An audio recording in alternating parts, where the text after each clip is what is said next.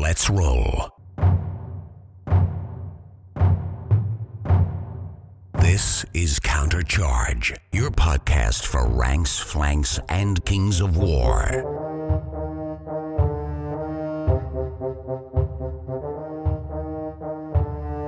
Join your hosts as they delve into the world of Panithor and bring you worldwide coverage of all things Kings of War. Hello, I'm Simon Cooper. Welcome to Countercharge. I'm Jeremy Bear. And I'm Matt Croger. Welcome to the long-awaited League of Rhordia review. You know, right at the, what some might say is the death knell of third edition. You know, we're scraping in there. There's not many left to go with our army reviews, but we've finally got to Rhordia. Simon, this is where we kind of find out a little bit more about you, your gaming backstory, and particularly how you got into Kings of War. So do you want to give us a brief rundown of that? Well, I got into Kings of War thanks to Warhammer. Been playing Warhammer for 30 years now, more than 30 years. Started when I was very young. When Kings of War first came along, it was actually my dad who noticed the rule set for Kings of War was available to be downloaded and played on one of the websites. And this was before it was actually, it was when it was still being play tested. So he suggested we play test this new game. It was very similar to Warhammer, and we thought we'd like it. So I actually helped play test, to a very small degree. And that was back when you could even suggest artifacts to use in the game. And one of the artifacts is one of my suggestions, and it got played in first edition, which is quite good. What was that? That was the Fog of War. It gives the unit stealthy. It's an artifact that gave them a unit stealthy, I believe. So that was quite fun. And yeah, I've just been in the game ever since, really. And once you joined Kings, did you continue with Warhammer at all, or it was all in on Kings? For a time, yeah, I still play 40k and Age of Sigmar. I've tried the Old World, so I still play much of that. And much of my Kings of War armies are old Warhammer armies, which is actually what my Rhordia army is. It was the old Warhammer Empire army. Yeah, right. Primarily in terms of rank and flank, it's mostly Kings of War. Yeah, I pretty much don't play anything else. Occasional 40k game, but yeah, pretty much all Kings of War now. Okay. What did you particularly like about Kings of War when you first got into it, mate? Maybe not even compared to Warhammer, but what was it that drew you in? It's hard to say, really, why. I mean, I liked the old Warhammer style rank up battles, and obviously in that game you piled up your dead pile when members of your units died, whereas in Kings you don't take away individual members of a unit, you just take away whole units. But for some reason I just really liked the system, the game, the rules, There's less randomness to the game, obviously, other than the dice. There's less random. It's all about your choices, positioning units and such. Whereas in other games, there's a lot of randomness, random artillery dice and random rules and cards and weird things, Yeah, absolutely. It's got that element of simplicity, much more so, doesn't it? Yeah, but also it's complex as much as you can take it, so the player can make it as skillful based as they wish. Yeah, or not. Well, maybe that's a good segue to you, Jeremy. Oh. Got him. Yes, already. Okay. Yeah, so from an origin story point of view, fantasy's always been a love of mine.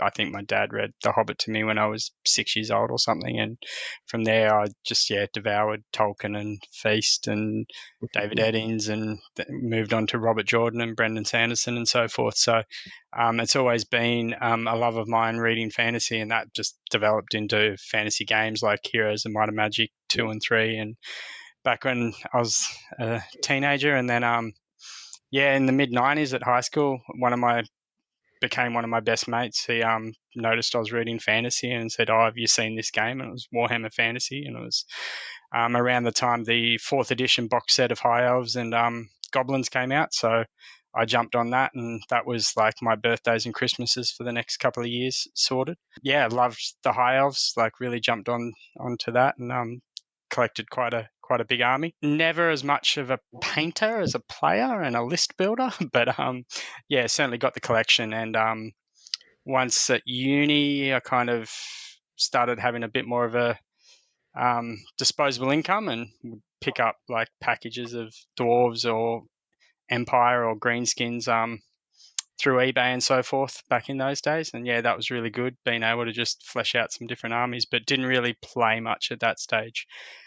So kind of just my fantasy kicks was just the reading and the kind of playing video games like Morrowind, Oblivion, Skyrim, all of that kind of Elder Scrolls kind of thing.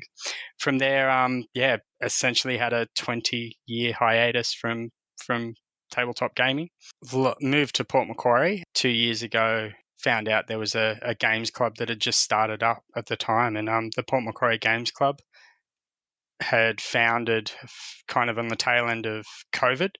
And from there, a bunch of like-minded tabletop gamers all got together, playing lots of different games. But one of the games that they had that they were just starting to run tournaments for was Kings of War. So seeing that it was obviously a good stepping stone from my Warhammer stuff, I joined up and got on board, and started getting into the scene again. So I think I'd played 3 or 4 games of Kings of War before I'd signed up and entered my first 3-game tournament, and I got the wooden spoon.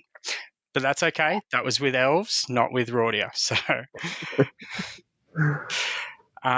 so from there, I just, for the last 2 and a bit years, I've found my people again, and found a group in Port Macquarie that like their tabletop games. We play a lot of other games, and I've dabbled a little bit in Guild Ball and a bit of Necromunda and things like that, but I don't have the time to expand beyond Kings of War, really. Oh God, Heroes of Might and Magic. I still bring out number 3 every now and then. Mate, you can still get it on Steam. Yeah, it's a great game. Simon, are you a tournament player, or do you mostly play at a club, or what's the no, I'm a tournament player. Yeah, well, I am now. I wasn't before now. It was actually quite a long time I was playing before I became a tournament player. I was playing lots of casual games. But yeah, now I'm definitely a tournament player. Yeah, right. Okay. And obviously enjoy it if that's how you're identifying. Well, partly, yeah, sometimes. Okay. Changes accordingly. Yeah. What about history with League of Rhordia for you guys? Where there was the first question there was to you, Jeremy. There's someone that was questioning your integrity, Christian Byrne, suggesting that you might be a bit of an Age of Sigmar convert, and should we even listen to you about Rhordia? No, that's all tongue in cheek. Within the club, there is a bit of a there's still a few people that have that resentment for what Games Workshop did back in the day. Certainly, Age of Sigmar is played, and it's never going to be probably my cup of tea. I've always been more a pure fantasy system.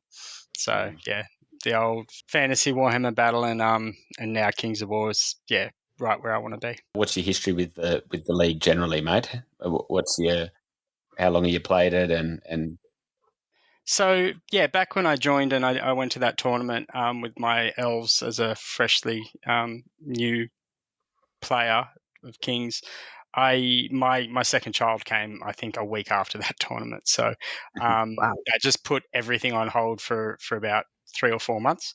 And then as things started to settle down a little bit, your Kings of War Australia Facebook page Slow Grow kicked off, and at the same time the club decided that it'd be a good idea to do a slow grow and like with games as well. So as we built up our points with our painted armies, we could play at those points and build up from there. So I was lucky enough that a few of the guys in the club kind of said, jump in, get involved. We'll come to you for games if you can't make it to club nights and so forth. And that was a great kind of way to get back into it. It was also a great way for me to get back into the hobby side of it, because it wasn't something I'd done for 20 years. Like most of these guys have been doing it all their lives, where for me, it was very much like all my old paints were dried up and done. I had to start fresh again. So I was umming and ahhing, like I was pretty keen on kind of utilising some of my old armies, but also getting in and supporting Mantic. So I had a bunch of old Empire troops from Warhammer, so I decided let's utilise some of those where I might have some painted units already put aside that I can utilise in the long run for this army. So let's get the halflings painted up and then add to a few different aspects to make a Rhordia list. So I was really excited. At the time, I was kind of looking through the list. I really liked the halfling range that was pretty much brand new, I think, at the time. So, it was a really good opportunity to support Mantic in what they do, as well as bring in some of my old models from that I had, as well as talk to a few of the guys in the club and get some stuff printed to kind of flesh out with certain units. So that slow grow went really well. I was really happy with the countercharge or the Kings of War Australia kind of slow grow, as well as within the club. And I think it was a really good way to learn the army as well, starting from scratch and just building up in small amounts. I started with some like cavalry units and so forth to get the hang of it, and then started adding those bigger pieces once we were up over 1,000 points and so forth. So I think we started at 500 and then went up by 250s until we got to 2,000, and then so it was like 8 rounds to get to a 2,300 point army, and then that kind of wrapped up around the time of a tournament we had at the time. So it was really good way to stage it and build your army. And since then, have you stuck with it a fair bit? Like, I know you've got your Northern Alliance army now, but has it remained a passion project of yours, or? Yeah, definitely. I stuck with it for 2 years of playing tournaments with it, mainly because it was my newly painted army, and the Northern Alliance, as much as I was painting last year, it was Clash of Kings really that I had the full army at the start of this year. So it was good to keep playing my Rhordia. So I'd be playing with other things, and I did enjoy dabbling with other armies and lists and so forth. But when it came time to prep for a tournament, the Rhordians came back out, and I fine-tuned things and went from there. So I still have a list of things I want to paint to add to it, but it's just one army at a time at the moment. What about yourself, Simon? What's your love affair with the league? Well, much like Jeremy, I had lots of Warhammer models, but unlike him, I didn't have to paint any. Luckily for me, my dad has painted a lot for me when I was younger, so hence I carried over my old Warhammer army, which was pretty much a 2,300 point army ready to go. It just have to be broken off at square bases and onto the based up on Mantic bases, And I went for a very simple basing scheme, nothing complicated. And that was my Rhordia army ready to go, So, but up to that point, before that, I'd also based up plenty of other models. I hadn't actually bothered collecting much Mantic at that point. Last year when I played Rhordia. So all I had to do was a small amount of conversions, small amount of changes, not really much, and based the army, and that was it. But I love the Rhordia just because of their not boring empire of, kingdoms of men. Boring humans, just nothing to them. A bit like Dungeons and Dragons. I'm sure many people play that. I don't like playing basic humans. I don't want to play a simple, boring human. I want something a bit more flavour. So, a human but with something else to it. And that's what Rhordia is. It's humans but with interesting stuff, unique stuff. And halflings and so on. Yeah, I have to admit that's always been, a reason for me never to take up Kingdoms of Men as well. I just kind of see, it's just a bit human armies being a bit vanilla. Like I know you can like get themes behind it or whatever, but it's not if it was Gondor maybe. Well, I had seen somebody based up what was it now, Roman soldiers, and turned them into a Kingdoms of Men army. So it was all historical Romans, and that was kind of fun. But it was also still just boring old Kingdoms of Men. So nice theme, but Yeah, absolutely. And have you had much success with Rhordia? I did for the 6 months I played them. Took them to Clash of Kings here in England, and I did really well, amazingly. I was surprised. I think at that stage not many people had played them, so I kind of hoped I could qualify them for the Masters here in the UK. and I did well at a couple of events, and including Clash of Kings, and I finished really high up, and it really propelled me into the mindset of I could actually, make it with the army. So I did quite well. I think I came top, 24th out of 200 people at Clash of Kings, which is pretty good. Only dropped a single game, which was lucky. And came up against some really good players as well. So I'm glad, it wasn't just against the unlucky poor people that I beat. It was actually some top players, which was impressive. It really boosted my confidence, Well, and worked your way into the consciousness of Steve Hildrew, Yeah, suggested you for the review, mate. I'll have to remember to punish him for that. No, he's a good friend. Yes. He's a good friend.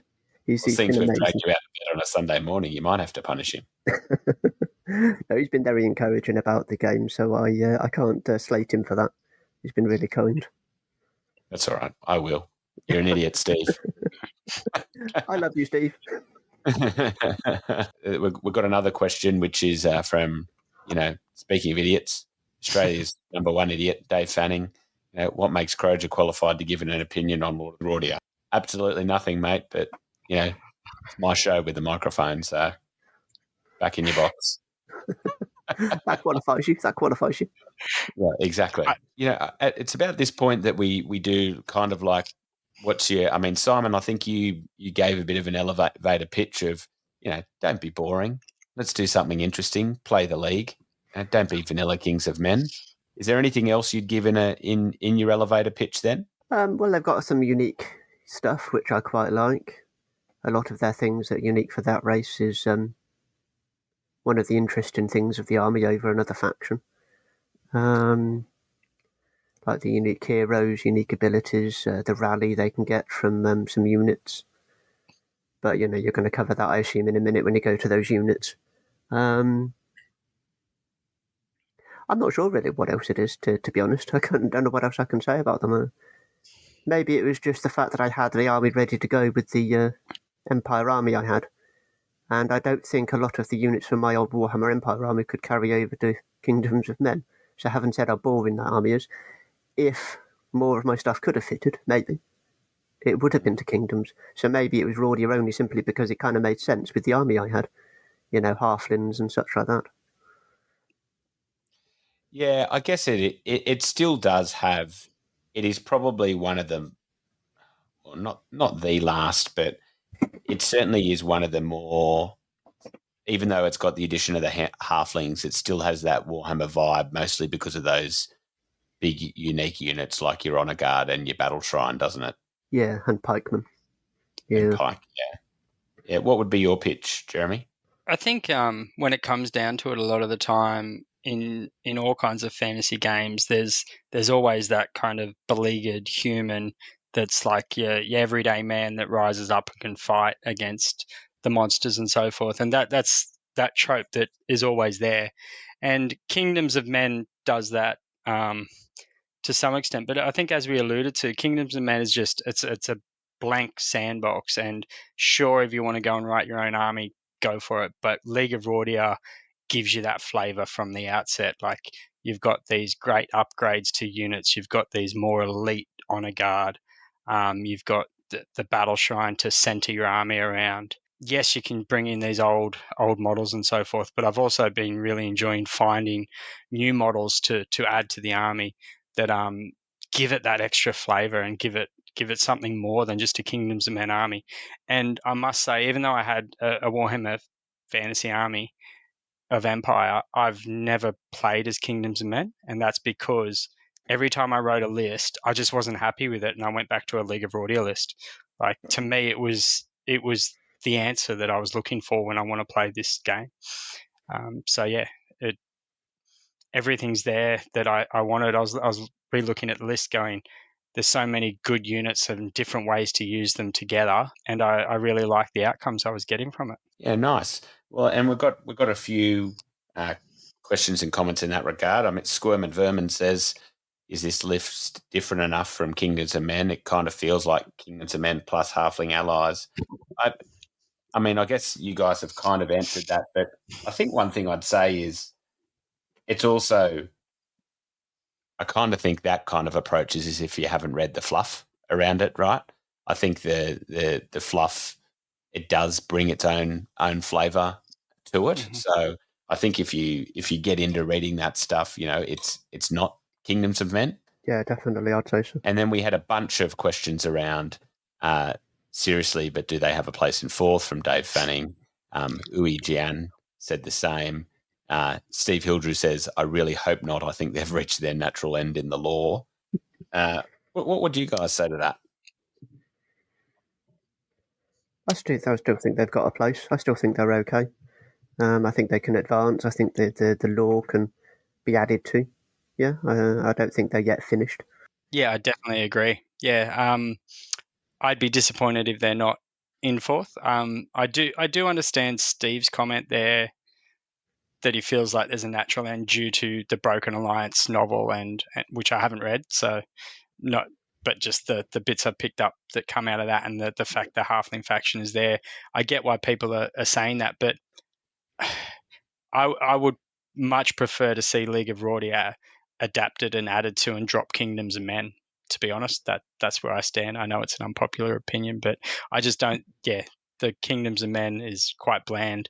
I know it's probably a slightly more competitive army with the tweaks they've made to it, and I think the big thing is that League of Rhordia just hasn't had a look at it for how many Clashes of Kings. Like it's been at least 2 years, I think, since they've done anything to it. That isn't just a slight add-on that was in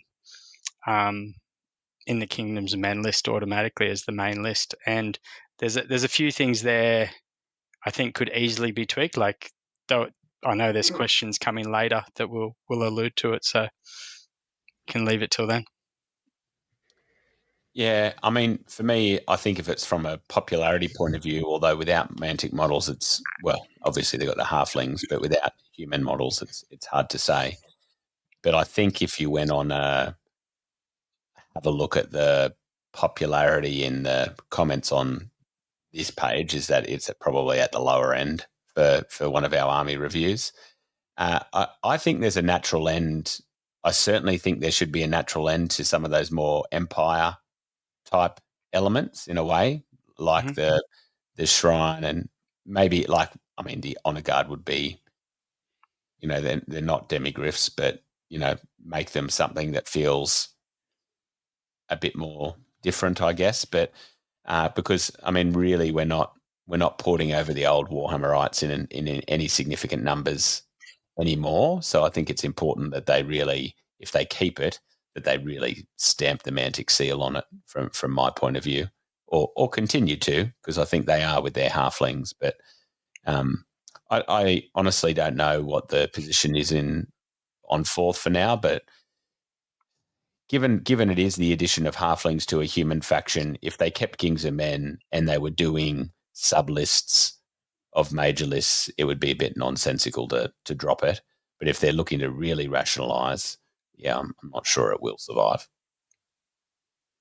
Yeah, agree. And I think on that, the fact the halflings have gone from the ride up saying they'll ride ponies and stuff to they've got the aralez now, I think makes it less likely the League of Rhordia as they stand now would get a model range, because they're obviously talking about the honor guard being on aralez, and then you've got the flying version for the dukes, and that doesn't seem like it would be.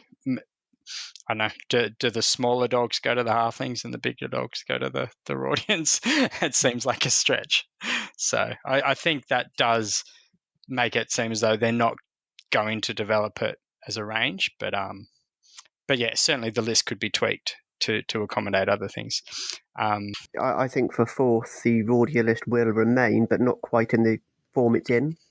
So I think, yes, you're right, they're going to move some things aside, and like Basileans or some other faction might get some of the things. But I think what they'll do is merge some of the factions, like Rhordia to Kingdoms of Men. So it may not be called Rhordia, but I think Rhordia will still exist. But what might happen is you might have to, like with the formations at the moment, you might have to buy a hero like Hetrenberg or something, and that'll unlock the units that were formerly called Rhordia. So I just think it'll be merged with the Kingdoms of Men. So the Kingdoms of Men army will get bigger because it'll get all the Rhordia stuff. But it'll then be, you won't necessarily be able to take the Rhordia stuff unless you take something else, like a hero, in theory. So I still think it'll exist, just slightly different, you know? Yeah, well, and there's got to be room in that rule book for exciting new stuff. So you never know. Indeed. Yep. So Kyle Timberlake asks, this is kind of going to the list, and we'll touch back on the fluff a bit first, but it kind of ties into that elevator pitch. So what's the best kind of army archetype or unit for the player, for a new player to this faction? Like, to me, I'm kind of willing to interpret that as, you know, which unit embodies Rhordia in your mind? Jeremy, maybe start with you. I've pretty much, when I'm writing competitive lists, I've pretty much got a core of about 900 points that's essentially in every list. And then depending on how I'm feeling, I go from there. That was something that just, and it is the flavor. It's things like the one of the dogs of war. Usually I lean to the shields of Hetrenberg, the honor guard, the battle shrine, the duke on the winged aralez, and that's just my core. And even as like you look at that, it's just building into a mixed arms list a lot of the time. I've tried going more or less to one side or the other, but I always come back to essentially a mixed arms, bit of a hammer and anvil type approach to it. That seems to be what works best for me. Using that approach, I've had 2 podiums in local events. The last one being an undefeated 3 rounds that unfortunately wasn't quite enough to take top spot, but I was happy with the result with 3 wins. And then when we had the Winter's Wrath last year with 32 players, I came 7th, so I was really happy with that result. With the caliber of players we had who'd come to port. So, well, there's certainly no shortage of anvils in the list, is there? That's right. Yeah, Simon, what would you say is what speaks Rhordia to you? Much the same as what Jeremy said. Like the anvils, the spear phalanx, the dogs of war, and I like Hetrenberg unit as well. The shields, they're my pick. The razors of Berlornvich being my second if I had one. I had the old dogs of war from Warhammer Fantasy from years ago, and I actually used the appropriate spear units as my dogs of war units, which was kind of fun. You know, the theme, instead of just having Kingdoms of Men, you see these special dogs of war unit, they're just normal pikemen. You see this other spear unit, yeah, they're just pikemen. That's boring. You know, having an actual name, the shields of Hetrenberg, spears of whatever it was, that's kind of cool. The hammer honor guard units, much the same as what Jeremy said. They're always in my army too. Again, volley guns, nice, unique unit. And Battle Shrine, Rally, and everything. That is, that's my Rhordia start. And from there, you know, what else do you add? Yeah. Pretty much half your army chosen. Yeah, for me, I think it is that Dogs of War unit, right? And I really like that each of them have a named unit, you know, so that it really gives it a theme for how you choose to individualize that unit. So, you know, I certainly think it's that. Florence Maunders is very excited about us doing Rhordia. She really is, yeah. Yeah, and she agrees with both of you about it's so much more flavour than the boring old generic Kingdoms of Men. But she also asks, what are each of you personally doing to make Rhordia great again?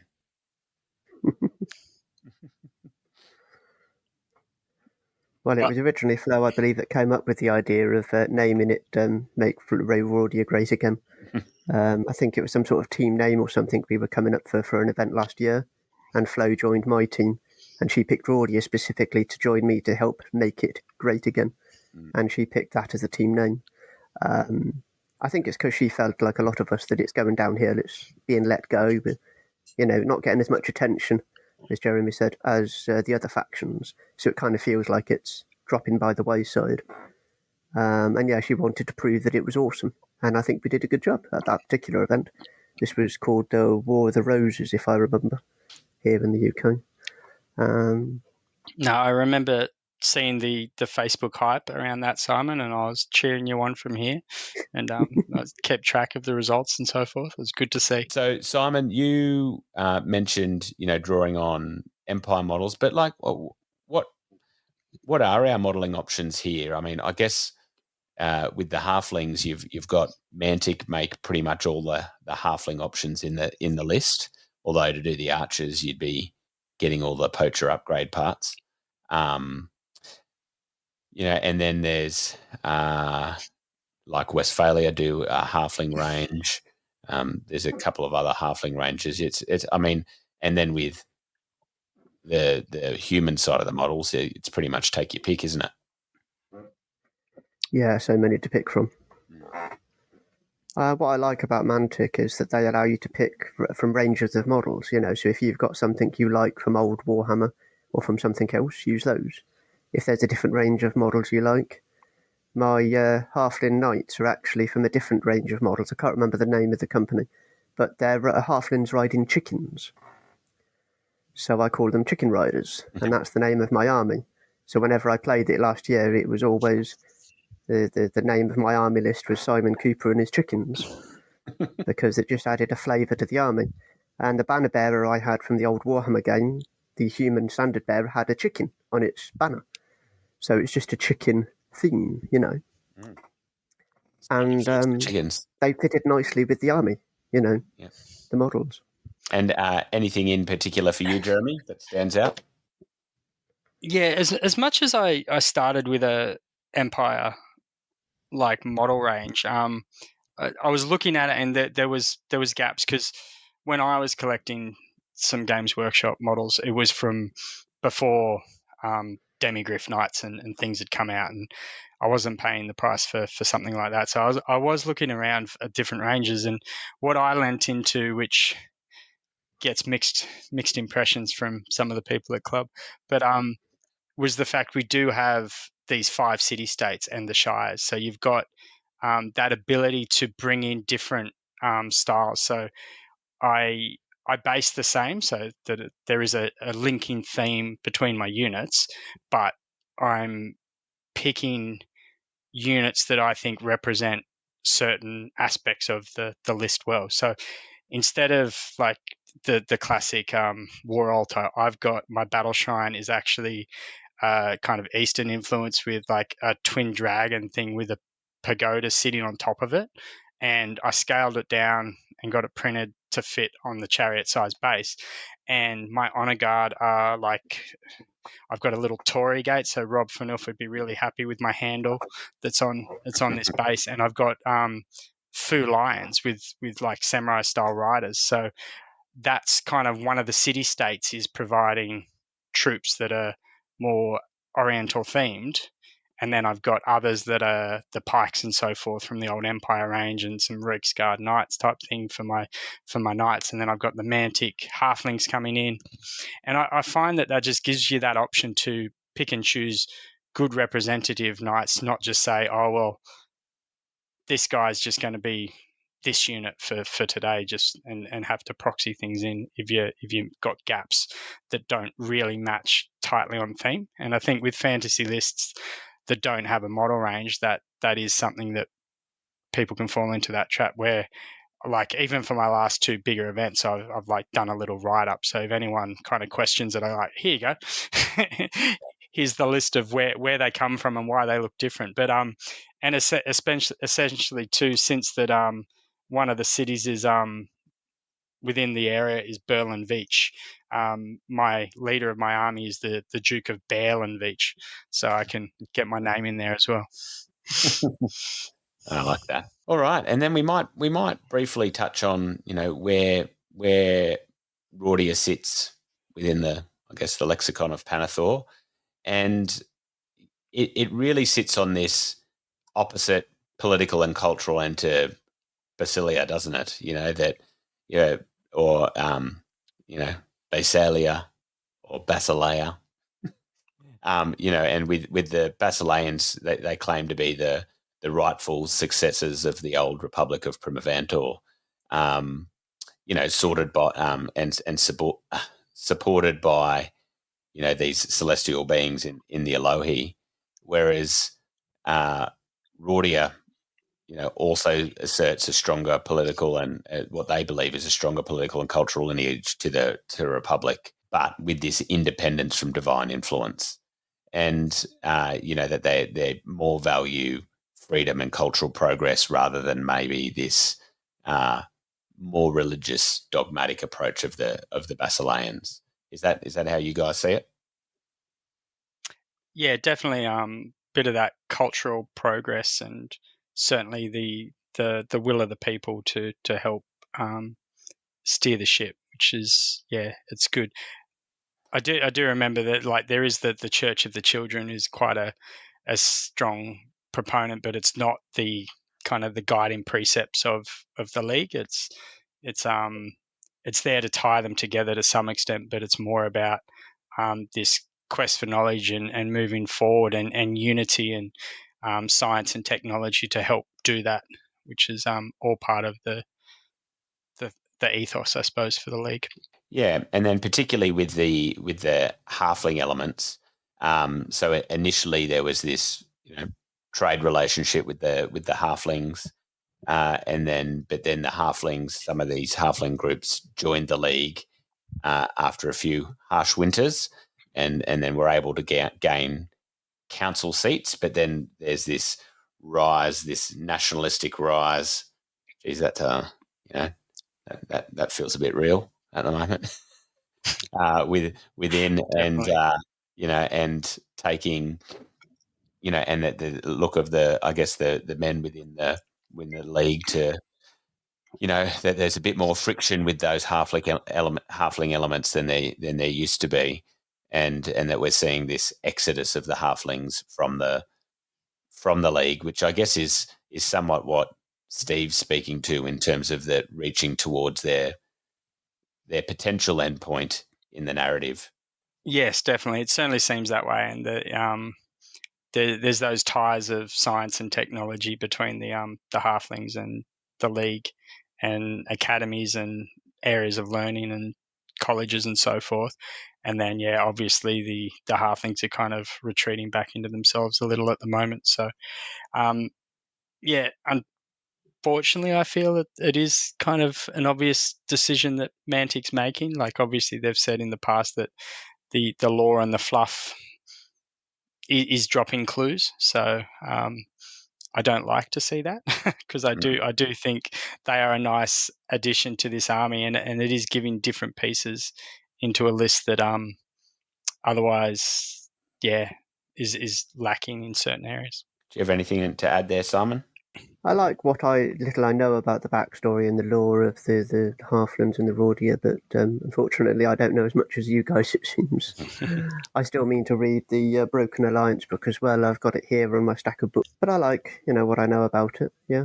I'm not sure if I want to read the Broken Alliance book. I think it'll burst my bubble. Yeah. Look, I think it makes sense. Like, the Shires is a relatively small area, so for them to be allied with the bigger group, it kind of makes sense. I also think that too, like, the Successor Kingdoms on the map is a big area, but there's a couple of cities of note there, but it's kind of like they talk about them more of past glories more than like cities on the rise kind of thing. And I kind of feel, being out on the frontier, the League of Rhordia banding together for that mutual support, and that all kind of makes sense, that, like, if you're going to be on the frontier with orcs and the north and the ogres and things nearby, then you need to be able to defend yourself. And obviously part of their history is that, like, an orc invasion came through and started destroying cities, and one of the chaplains pulled everyone together and said, quit your fighting amongst yourselves and band together, otherwise you're not going to be left anything to fight for. So so they banded together and were managed to stay together from that. So as I said, I kind of reference the different dukes in my lists and so forth, and when I remember to, I name the different characters and stuff. And I guess the other way that it could go is that the halflings are no doubt here to stay in Panathor, and so the other way they potentially go is do the halflings reign supreme and the humans, the league becomes a sub-faction of the halflings, that you see these more honor guard, like you said, do the big dogs go to the humans? Do they, does everything doggish come back to the halflings in some way or another? It's always a possibility, I suppose. They can be the chaff-shouldered soldiers in the front row and protect the Braves. Yeah, I mean, it'd be a very different story at that point, right? If the halflings become dominant, yeah, very much so. Yeah. But it might be fun. Might be a fun twist. All right. Well, with that, we might take a quick commercial break, and then we'll be back here with the list proper. During the God War, the Celestian known as Eoswain waged a terrible and far-reaching war with her own dark reflection. Her wicked side, now reborn as Zborten, raged across the firmament and attempted to rain devastation upon the lands of the noble peoples, while Eoswin battled to thwart her at every turn. The collateral damage from the titanic feuding between these two deities wrought terrible destruction upon the world below, as awesome energies crackled across the storm-swollen skies. The climax of their struggle resulted in a cataclysmic impact in the area now known as the Ardo-Vikia Plain, as the pair plummeted from the heavens, locked in a deadly embrace, and slammed into the ground below. The immense shockwave tortured the land for scores of leagues in every direction, as the gods' conflict was buried in the heart of the world. Some say they are still there, locked away in an eternal struggle deep in the world's fiery core. The minor tremors and quakes often felt in the plains, the echoes of the conflict raging still beneath the feet of mortals. The story of Eoswain and Zborten and its derivatives survive today in Panithor mostly as myths and in children's rhymes. In a small area of the Ardovikian plain, however, the story is still recalled and used as a moral against excessive belief and action. An extreme of anything, the Rhordians believe, can be corrupting and damaging, even if the intentions seem good. All right, welcome back. And so in the current scheme of things, in terms of alignment, the League are regarded as neutral. And all the army we're talking about is coming straight out of the Companion. We're not going to delve into too much into what changes between editions or various Clash of Kings. Well, as you said, Jeremy, not a hell of a lot anyway. So, we're just going to basically go straight out of the Companion, hoping that's up to date. We know it's generally, not been recently with things like the FAQ. So I'm going to just assume on this one. But first of all, other than the neutral thing, they inherit the Kingdoms of Men army special upgrade on quite a few of units being Indomitable Will, which is no doubt one of the better special rules in the game. How do you guys see that fitting into the League? Let's start with you, Simon. I really like the Indomitable Will ability. As you say, what they've inherited from the Kingdoms of Men. Obviously, it only applies to the human units, not the halflings. But the units like the Honor Guard and the Dogs of War and Pikemen really need it, so I think it's very important. I'm very glad they've got it. Surprises the hell out of a lot of people when it happens in a game. Yeah, I love it. I think it's one of the best in the game. But I think when someone's cursing you on the other side of the table that it's unfair that we've got it, I think it's needed. I think for Kingdoms of Men and League of Rhordia, if you didn't have it, it would be really challenging with some of those units to compete. So I think for like just using a regiment of pike for an example, like that 13-15 is still pretty easy to waver on a decent roll, and just keeping them around, letting them fight back and do something is pretty important. Yeah, and then not only do they have access to one of the better army special rules, but they've got access to a couple of decent faction orders too when using command dice. Simon, what's doing with command dice in the tournaments you've played? Are you seeing them used much? No, I haven't had many events where you can use command dice. And I didn't get to use the Rhordia ones that much last year, sadly. But I like them. I like the command orders for almost all the factions. I think they're quite good. And the specific ones for Rhordia look good. I think the command orders emphasise what Mantic attempted to be the strengths of each army. A lot of people are preoccupied in hating on, oh, my faction doesn't have XYZ order and yours does, But I think if people put that aside and looked at what they actually get, it would emphasise what the faction is supposed to be good at. So be it they don't have Pathfinder and an order gives them Pathfinder, or the Rhordia, like gaining Ordered March, or the one of the units getting Furious Charge, but only on certain units, like there's only a certain number of their units can actually benefit from the Furious Charge. It's not like everything. If I remember, the Honor Guard Horde can't do it. Yeah, the Honor Guard Horde can't gain Furious Charge, but if it was a regiment form, it could. Yeah, so they've got Run Them Down, which is large infantry, large cavalry, chariot, swarm, infantry or heavy infantry unit that is not a horde or legionnaire.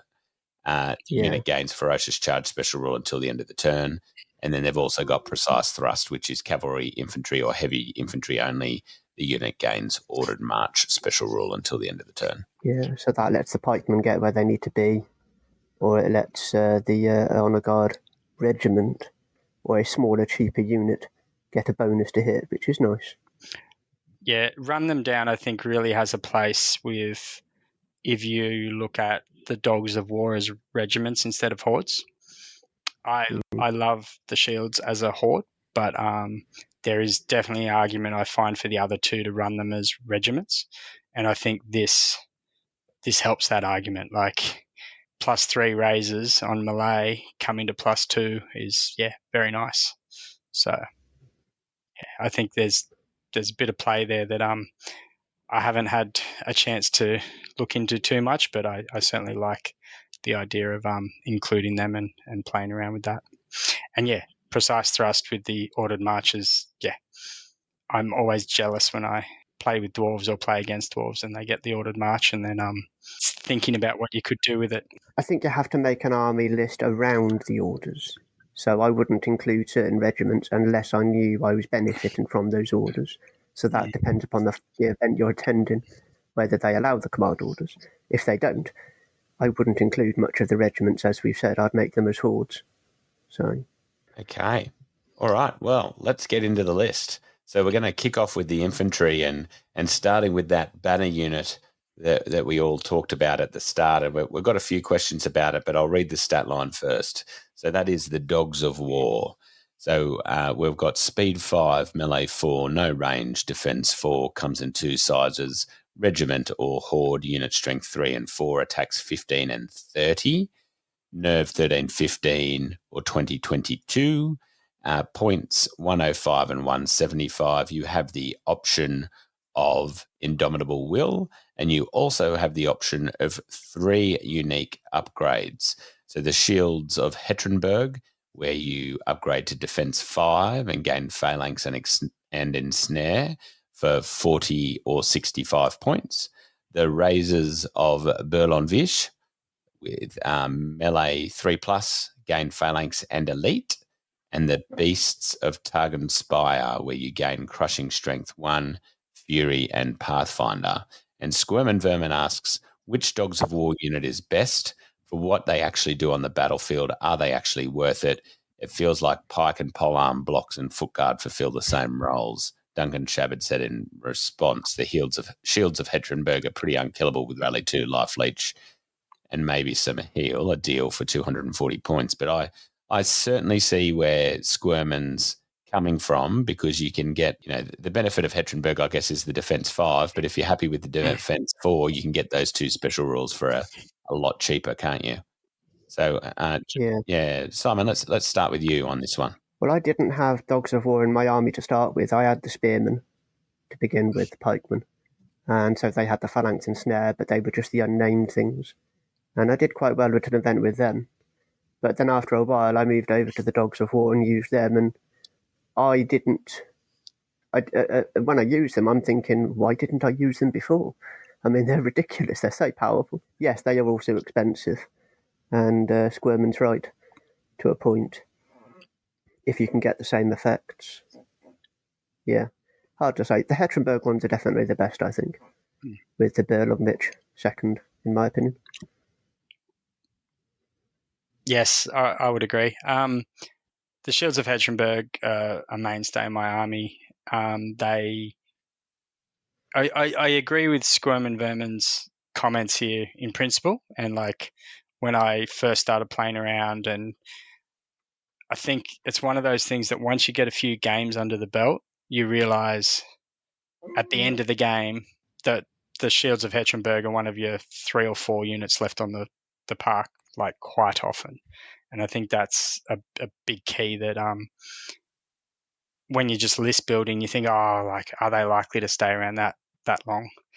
Don't get me wrong, I've had times when someone targets them quite heavily and they get wiped off pretty easily. But other times, even when someone goes close, as they say, you've get Life Leech from the Army Standard Bearer, you've got the Rally 2 from the Battle Shrine, you've got Dukes on Winged Aralez flying around with Radiance of Life. Like, you've got different reasons that if you keep them alive, they will keep performing for you. Razors and Berlinvich, I've tried a few times. That melee 3+ with the elite does make them a force. Combined with the phalanx, if you're playing a lot of Alpha Strike style armies, that's great. If you can keep them protected and keep things in the front, then they can do some serious work as well. I think in my case, the Shields of Hetrenberg are the anvil. I need to keep them alive, and that Defense 5 helps do that. And then everything else around them can do their job. Yeah, I think for me, the Hetrenberg are the pick.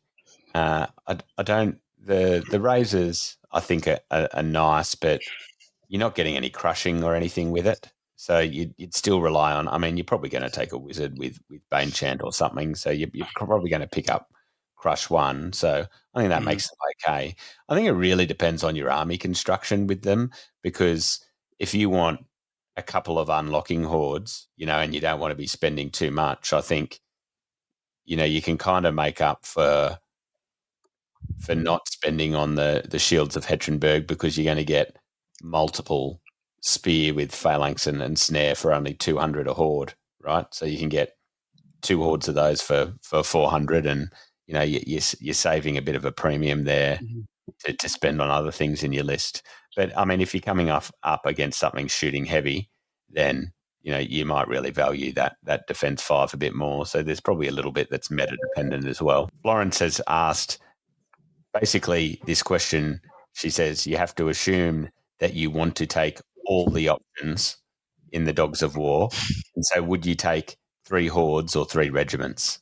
Depends on the orders. If orders are available, yes. So you can get the benefit from the ordered march and such.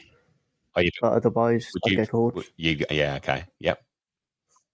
Yeah, I've never taken the 3 hordes. I've taken 2 hordes, and I've taken a horde and a regiment before, but and for fun, one time I did take the 3 regiments. But yeah, certainly haven't taken the 3 hordes. They just take up a bit too much space, and I like too many other toys on the list. Did Florence take it, the 3 hordes, for the tournament she did with you, Simon? I think so, yes. I seem to remember. I think she did. Or it might have been two hordes and a reg. I think she might have done 3 hordes. Yeah, I know she definitely did 2 of them. I think she did this 3rd one. The other thing I often do is I take the Shields of Hetrenberg and I give them the Hammer of Measured Force. It's obvious. It's often a pretty safe pick to go with an ensnare phalanx unit that is going to hang around. And that way, they throw in their hammers with Defense 5, then you're automatically kind of getting that Bane Chant effect. Yeah. Yeah, I think from a points point of view, given that you can just take Rally 2, I think three regiments can if you had to take them all as the assumption, I think 3 regiments, and they're all at 15, 17. They're going to do all right anyway. Yeah. I did see a list that Paul from Victoria Wargaming took, which was 2 of the hordes, but he took the Razors and the Beasts, but he gave the Razors the Brew of Strength and he gave the Beasts the Brew of Sharpness, and it kind of made them a very similar unit. And I actually looked at it from the point of view of yeah, sure, one's got Phalanx while the other one's an Elite, while the other one's got Fury and Pathfinder, but you bring in that melee and that crushing strength to the same, and it's like the whole point of it, in my mind, is that they do different things and behave differently. And yeah, it was a good move in that he had melee 3 and crushing strength on 2 hordes of 30 attack infantry, but at the same time, I was like just a little bit. It takes away from that flavour of those 2 units a little bit to me. So. Yeah, well, David Musgrave asks, is running a horde of Razors of Berlinvich with sharpness silly? There's nothing wrong with melee 2+. I used to love running the Elf King with the Shard Blade on a horse as a flyer grounder. That 2+ melee is very nice.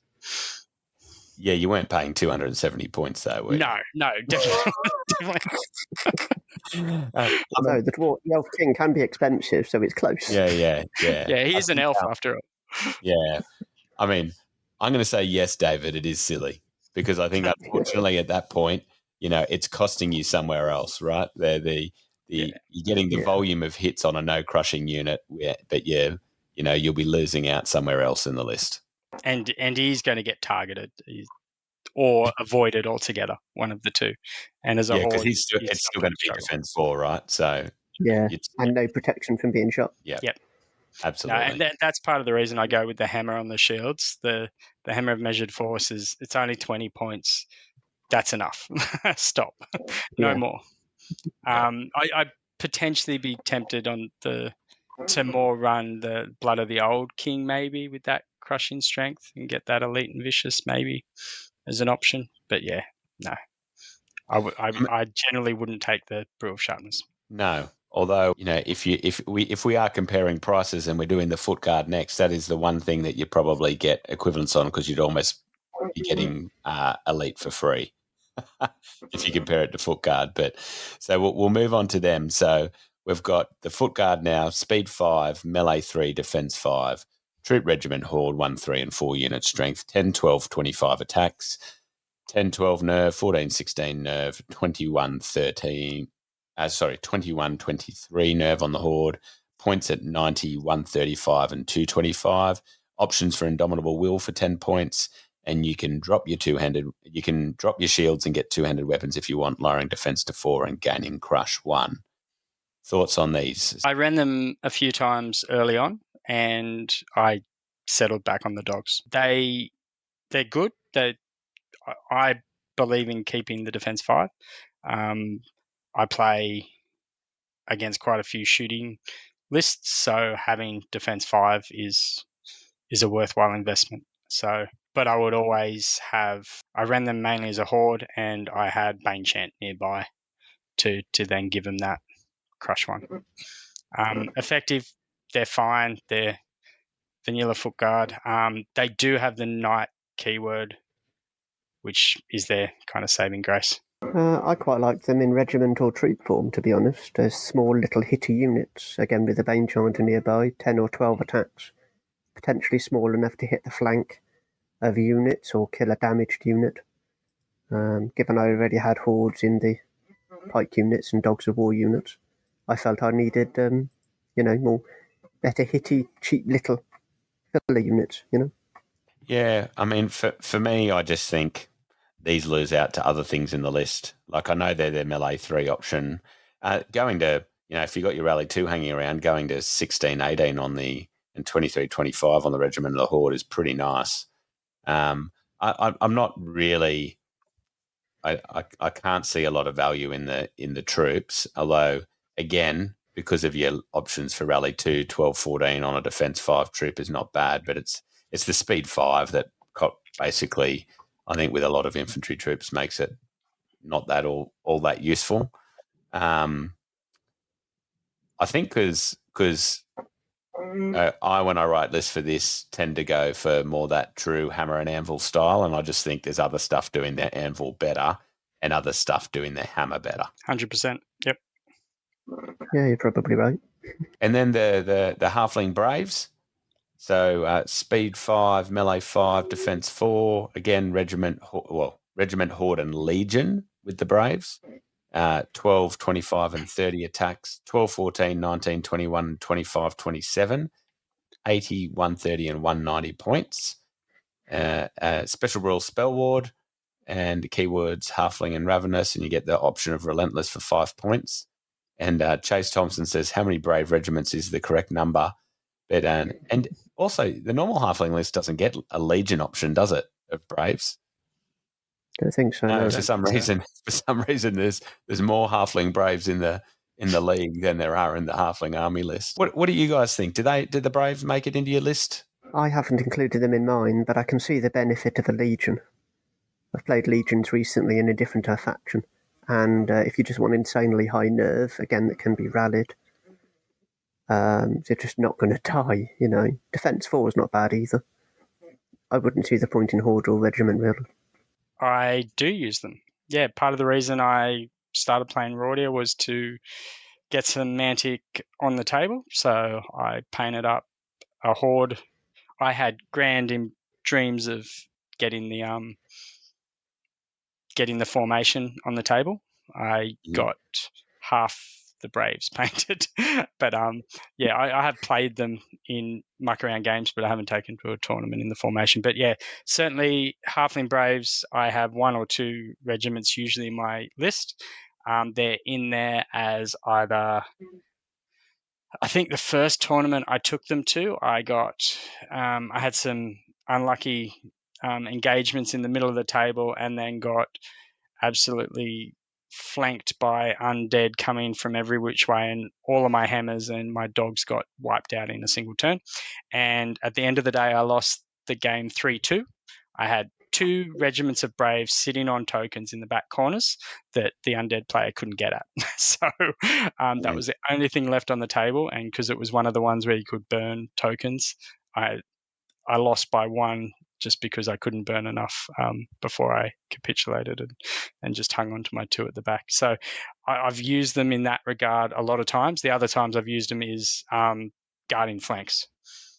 You've got a 270-odd point horde of Shields of Hettrenberg that you need to protect, and if something's coming from one side and the only way to stop it is put a regiment in there, you want it to be an 80-point regiment of Braves until you can get something to deal with that threat. So I've used them plenty of times in that regard as well, just as little blocking chaff and being in the right spot just to stop a charge. I think, yeah, I'm inclined to be similarly positive about the Braves. I mean, cheapest unlock you can get pretty much in the list at 80 points. And yeah, being able to just leave something in a back corner guarding a token is great. Also, depending on how you construct your list, because you've got phalanx and ensnare options that you can potentially take in regiments, if you need dirt cheap hordes unlocking, 130 points to unlock, some artillery as well as characters for you at the same time, I certainly don't think hordes are a bad choice. I wouldn't see the point in a legion at 190 points. I know it's a big block of nerve, but you don't get any of your phalanx or ensnare. And I think the real drawback for legions in the game is there's no extra benefit from an unlocking perspective to taking them. So you may as well get more units on the table. You can get a legion of Braves in the halfling list too. I just checked. And I'd been building halflings and I hadn't even taken note of that. No one's ever done it. Might try 3 legions. Yeah, look, when you look at a regiment of knights being in the same ballpark, yeah, the legions doesn't seem worth it. Like, you've already got rally floating around, so if they're near the rally 2, like 21, 23 is bringing them up to a decent nerve for a 130 point unit. So just don't expect them to hit anything. No, exactly. We've got so many infantry options in this list, and then the rest of the list goes really quickly. So the pole arms, speed 5, melee 4, defense 3, just a regiment and horde, 3 and 4 unit strength, attacks 12 and 25, nerve 13, 15 and 2022, points 105 and 175. Your only special rule here is crushing strength 1 with the keyword human, and you get an option of indomitable will. Well, for me, I think there's just better options. I don't I don't really see much point in these guys at defence 3. Likewise. Yeah, the defense 3. I tried to use a horde of them in as a second line, similar to a shield breaker in a dwarf list, and it didn't work effectively enough to make it worthwhile trying again. So tried it out, had a go, and went, yeah, no, it's not doing the job. Dogs of War, do it better. Yeah, and they're not getting the berserker level of attacks that a lot of the other armies get for having Def 3 and Crush 1. So I just don't think it works for me. Your other options are so much better. And then on to my favourite of the infantry units, and the last of the non-ranged infantry is the Spear Phalanx. Speed 5, melee 4, defense 4, regiments and hordes 3 and 4, 15 and 30 attacks, 13, 15 nerve, 20, 22 for the horde, points 110 and 180, and you can exchange spears for pikes, which gain you ensnare, so you'll get phalanx and ensnare for the deliciously juicy price of 10 points for the regiment, 20 points for the horde, and you get an option of Indomitable Will for 10 points. Simon, thoughts on these spear? My first go-to unit when I collected the army.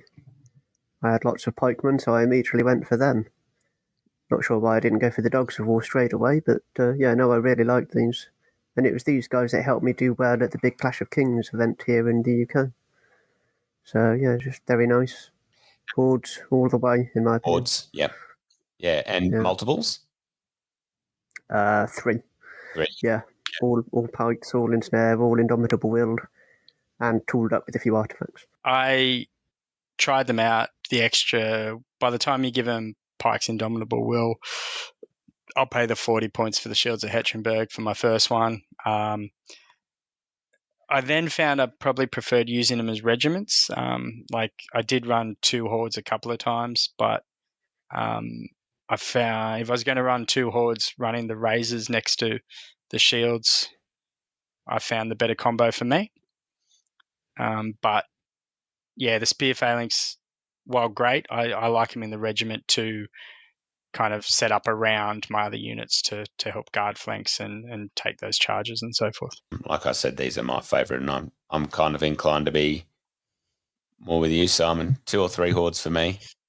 I like that. Although I also think regiments at 120 points for pikes and ensnare with a bit of rally going around for 15, 17 is not a bad choice. So, yeah, what I was talking about before with you could take 2 hordes of Braves for 260 and 2 or 3 regiments, and you've got 5 drops and a hell of a lot of a blocked nerve that's, reasonably resilient with some of the stuff you've got rolling around to support it. So, for me, I think I always find spears going in some form to form the backbone of the list. Well, that does us with the melee infantry. Now we've only got two ranged options and then ranged infantry options. So we'll start with the crossbow block, which is speed 5, melee 5, range 5, defense 3, troop, regiment, horde 1, 2, and 3 unit strength, attacks 8, 10, and 20, nerve 9, 11, 13, 15, 20, 22, 85, 115, and 200 points. Crossbows, 24 inches piercing 1, or you can exchange the crossbows for rifles for 10, 15, or 25 points, and you would gain piercing 2. They have a role in some lists. I've never really favoured them. I tried sprinkling some regiments through in a couple of lists because I got the models there, mainly as rifles, trying to give that extra piercing. But at the end of the day, I found them too ineffective most of the time. Maybe I just wasn't taking enough hordes of pikes to sit in front of them. That might have been my problem. But no, I've tried, regiments of crossbows, regiments of pipes. Occasionally, a horde of rifles to give them a go and try them out next to some volley guns. Had some success, but I play a lot of fast Alpha Strike armies, and I just found that they died too quickly. Yeah, likewise. I've never liked them much, to be honest. Defense 3, no other. Protection. Not good at fighting. Only ranged 5, and if you move. When I played them last, I think they had the reload skill as well, which crippled the shooting massively. Obviously, that's now gone. But yeah, just not good enough in my mind. Yeah, I think for me and two, I have a real problem with some of these units where at the regiment level they're only getting 10 attacks. It just feels like a complete waste, and I can't think of any of those units that are really worth it. It's the same with like flame bearers in the abyss. I'm like, none of them seem that bent that two attacks, like two attacks could, swing them somewhat, even though it doesn't seem like much. But I think with even though you've got good blocks of nerve, other than the Braves, it's not like they're dirt cheap in this list. So I just don't see hordes really being a thing, and then the others are just too expensive. I just don't see them working into the list construct at all. The crossbows. Yeah. Whereas I think I personally think you can make more of an argument for the halfling archers, which are next. You guys might not agree on that. I see them not unlike the. There's some differences, but not unlike the skeleton crossbows that you can have a fair bit of other stuff that people need to concentrate on, and then you've got some dirt cheap hordes at the back. But so the halfling archers are speed 5, melee 6, range 5, defense 3. Regiment 2, unit strength 2, horde unit strength 3, attacks 10 and 20, nerve 12, 14, 19, 21, 90 and 160 points. And special rules stealthy. For some reason, and David Musgrave picks up on this, for some reason when they pick up a bow, they lose their spell ward. It must affect the magical aura. Look, I personally don't think it's an efficient choice, but I actually think it's a more usable choice than the crossbows because of price. If you just want a combination, like you could have, if you've got in a list a horde or two of these at the back, or even a horde, and you've got a couple of volley guns and you've got some mounted scouts going forward, everything's taking a bit of a ping at once. People are probably going to be ignoring the halfling hordes, and maybe they don't get through your other stuff in time to get around them, I guess is my thought on those. Where do you guys sit? I think I tried them once, and I had that theory of like, I'll have a horde sitting in the back, cheap. I was able to unlock volley guns and other things, and I think we rolled up and did invade, and I went, great. But they didn't do much through that game, so it was kind of a case of like, I don't think I even moved them all the way forward. I wanted to see if I could actually do some damage and take something off the table, and they were not real efficient for actually getting some wounds on. I think that the stealthy, look, at the moment I'm playing pack hunters. I like stealthy on shooting units. It gives you a chance to fight against glade stalkers and other elite shooters. I think in this case, you're relying on a lucky roll to make them be able to function as part of the list. I like them because I've got the models for them, so I use them for that reason. But also, I think they're kind of similar to the Braves. Difference is, a regiment of Braves sitting at the back is 80 points. Halfling archers, at least, if they sit at the back on an objective, they can shoot. And they've got stealthy to protect you from being shot at, what you were saying as well, Matt. If they get shot at back, you can protect. So that's why I like them. It'd be bloody nice if they did have that spell ward as well, wouldn't it? Possibly, but I don't face much spells. And if I do, they're not going to be shooting at the archers. They're the better targets. So, yeah, I think that's a big hang up with this list, that they brought out the halflings and have given the halflings updates. They brought out like some little tweaks to the Kingdoms of Men, and they've never touched the Rhordia list through that process kind of thing. So I think that's where things like that are in there that probably would have been adjusted if they looked at the list and did an adjustment to the list. So that's where I kind of feel that comes from. I would love to see them, just something a little bit more, because we do have a bit of a prevalence around of people throwing mind fog around, so and things like that. So lightning bolt still pops up in a fair few lists, so spell would definitely worth. That's true. And I've got a few people building Forces of the Abyss armies around, so there's a lot of fireball coming my way. So let's move on to our 2 war engines. So we've got the cannon for 100 points, speed 5, range 5, defense 4, unit strength 1, So that's one that does get the unit strength. 2 attacks, 911 nerve, and it's got the ranged attack of grape shot 12 inches, 10 attacks, always hits on 6s, piercing 1, or the normal cannon shot that's 48 inches, blast D3 plus 1, ignores concealed, piercing 3, reload, and shattering. Maybe I'll just do the stat lines for both and we can talk about both at once. And then you've also got the volley gun for 80 points, speed 5, range 5, defense 4, no unit strength, 12 attacks, 911 nerve. And it's got 24 inches, piercing 2 with reload, and artillery and human keywords. Thoughts on the artillery in this list, lads? Well, I've never liked cannons much. I mean, I'm glad they've now got unit strength. They didn't have that before.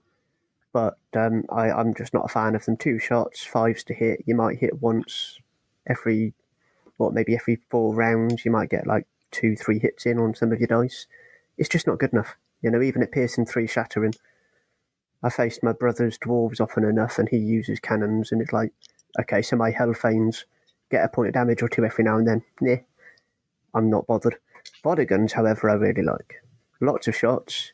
Yes, only 5s to hit again, but you're going to get quite a few hits. And at piercing 2, I found that's good. You can cover like wherever the objectives on the table are, and do a lot of damage. Or at least threaten a lot of damage. And so people generally, even at tournaments, even the top players, they don't want to enter an area where a body gun is covering the objectives together. They're too scared their unit getting shot. So, I just think they're that good. J Bear? Agreed, 100%. Yeah, volley guns, love them. Take 2 whenever I can. I was finding I was just lacking a shooting element to force people to come in or to force like engagements in certain areas of the board, and volley guns was the answer for me. So yeah, I run 2 of them when I can. Zone of fire, pick a spot where someone's going to have to come through. I have been caught out once or twice putting them on a flank I thought tokens were going to be on, and didn't get anything. So generally, more towards the center in an area I'm confident we'll have good lanes of fire and so forth. Yeah, I think cannons for me were never good. Unit strength hasn't done enough to make them good, and they got even worse with the silly changes to cover, which, I love bringing up all the time because Rob Fanoff thought it was going to be okay and thematic, and I always told him, no, it makes everything worse.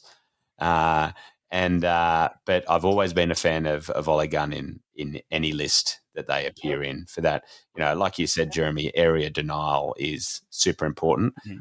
I do find typically, though, against really good players, they don't tend to work unless you've got something to diversify your shooting to and something else creating pressure elsewhere.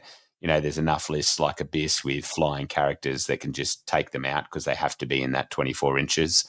Or, if you haven't managed to get them in cover, a bit of cheeking lightning bolt can disable them turn 1. So, they either do have to be placed really well, or I think the better option is, and that's kind of why I like things like the halfling archers too, because I think if you create some diversity of shooting, like when 10 years ago when I used to run rocks, blocks and glocks with three organ guns, the organ guns were basically as much diversion as anything else. If people were focusing on them then, good. They're taking out the non-scoring points, and while the other stuff does the heavy lifting. So yeah, I really like, and you've got enough unlocks, right? Because you've only got one monster option. You've got enough unlocks to easily take a couple of organ guns, or 3. I don't think 3 is silly. It's all cheap drops too. All right, well, with that, we might take another quick commercial break, and we'll be back with the cavalry options. Since its creation, the League has rebuilt many times and grown prosperous in its own way. At various times, its power and influence have grown and diminished, but it has become a significant, if still small, player in the realms of men. During the war with Winter, the League suffered terribly at the hands of the ice demons and frost hounds that swept across the lands from the north and west. 3 of the cities were all but destroyed, their colleges and churches ground to nothing more than a pitiful moraine by massive walls of crushing ice. Towns and villages were mauled and smashed by ferocious snow trolls, tricked into an evil pact by winter herself. This was arguably the League's most fragile time, and if it were not for the pact of mutual protection and support, there its history would have ended. For a long time, following the end of the war and the floods that followed, the League painstakingly grew and rebuilt, overcoming many setbacks and even 2 major civil wars. In the last 200 years, the League has once more begun to prosper and develop. Its cities are expanding, and while it doesn't have the same recognition as somewhere like Valentika, the League is a destination for many academics, historians, and skilled tradesmen seeking a good life and education. So now let's get into our fast-moving elements of the list in the cavalry, and we're going to start off with the poor cousins of the Juggers, as rightly brought up by Chase Thompson. But let's run through their stat line. We've got the Halfling Knights, who are speed 8, melee 3, defense 5, troop regiment horde 1, 3, 4, 8, 16, 32, 10, 12, that's attacks, 10, 12 nerve, 13, 15, and 20, 22. Points 120, 185, and 315. They get nimble, spell ward, thunderous 1, and their keywords are halfling and ravenous, and they have a relentless option for 5 points. Chase Thompson says, why do we not just have Juggers instead of the worst version Halfling Knights? Wouldn't the Halfling Knights learning from humans be more capable than their Shore counterparts? And David Musgrave picks up on the same thing. Notwithstanding the oft-quoted internal balance, when it comes to unit point costs, Halfling Knights really lose out to Juggers. I have to agree with David Musgrave there that, yeah, I think the internal balance kind of discussion, I haven't heard it used in this case because I think it really is just an oversight that they haven't updated the League of Rhordia list. I think that's the reason they're still sitting there as they were originally. In saying that, I still use them. I painted up a regiment of Halfling Knights and 2 troops that I combined, so I want to have them on the table. I like them. The fact they're nimble just gives you so much more capacity out of them. I know you're a bit lower on the nerve and you don't have headstrong and other aspects to them, but I often run them with the Helm of the Drunken Ram to bring them up to Thunder 2, but keep them at that 200 point cost. I still think they're worthwhile with the nimble, and once you get used to using a cavalry unit from your second line with nimble, I think they can really open up avenues for them. When these comments were there about the comparison to the Juggers, I wouldn't mind probably either way whether they were updated to the Jugger stat line, or even if they were downgraded to the Wild Lancer stat line, as long as the cost follows it, obviously. But I think either way, the argument is there, and they've still got a use in the army at that point. Obviously, you're not going to get the Strider aura. I would happily take the Master Sergeants having the Strider aura, like the Muster Captains, but that might be too much. But I think the Halfling Knights have got a good use in the list. If I'm going to take a horde, I would still take the regular Knights, though. So I like them as a regiment or a troop. I agree, yeah. Regiment unlocks, so that's good. I've got models that I like, so that's always good when you have something you can use that you like the look of. I think I've got 2 regiments that can get broken down into troops. Nimble. I mean, I've done a couple of good flank charges where I've seen over the heads of something in front of them, and the opponents forgot they can nimble charge, corkscrew round the intervening thing and get to the thing behind. So in that regard, even a charging troop has the strength of a regiment in a flank. So just very nice versatile.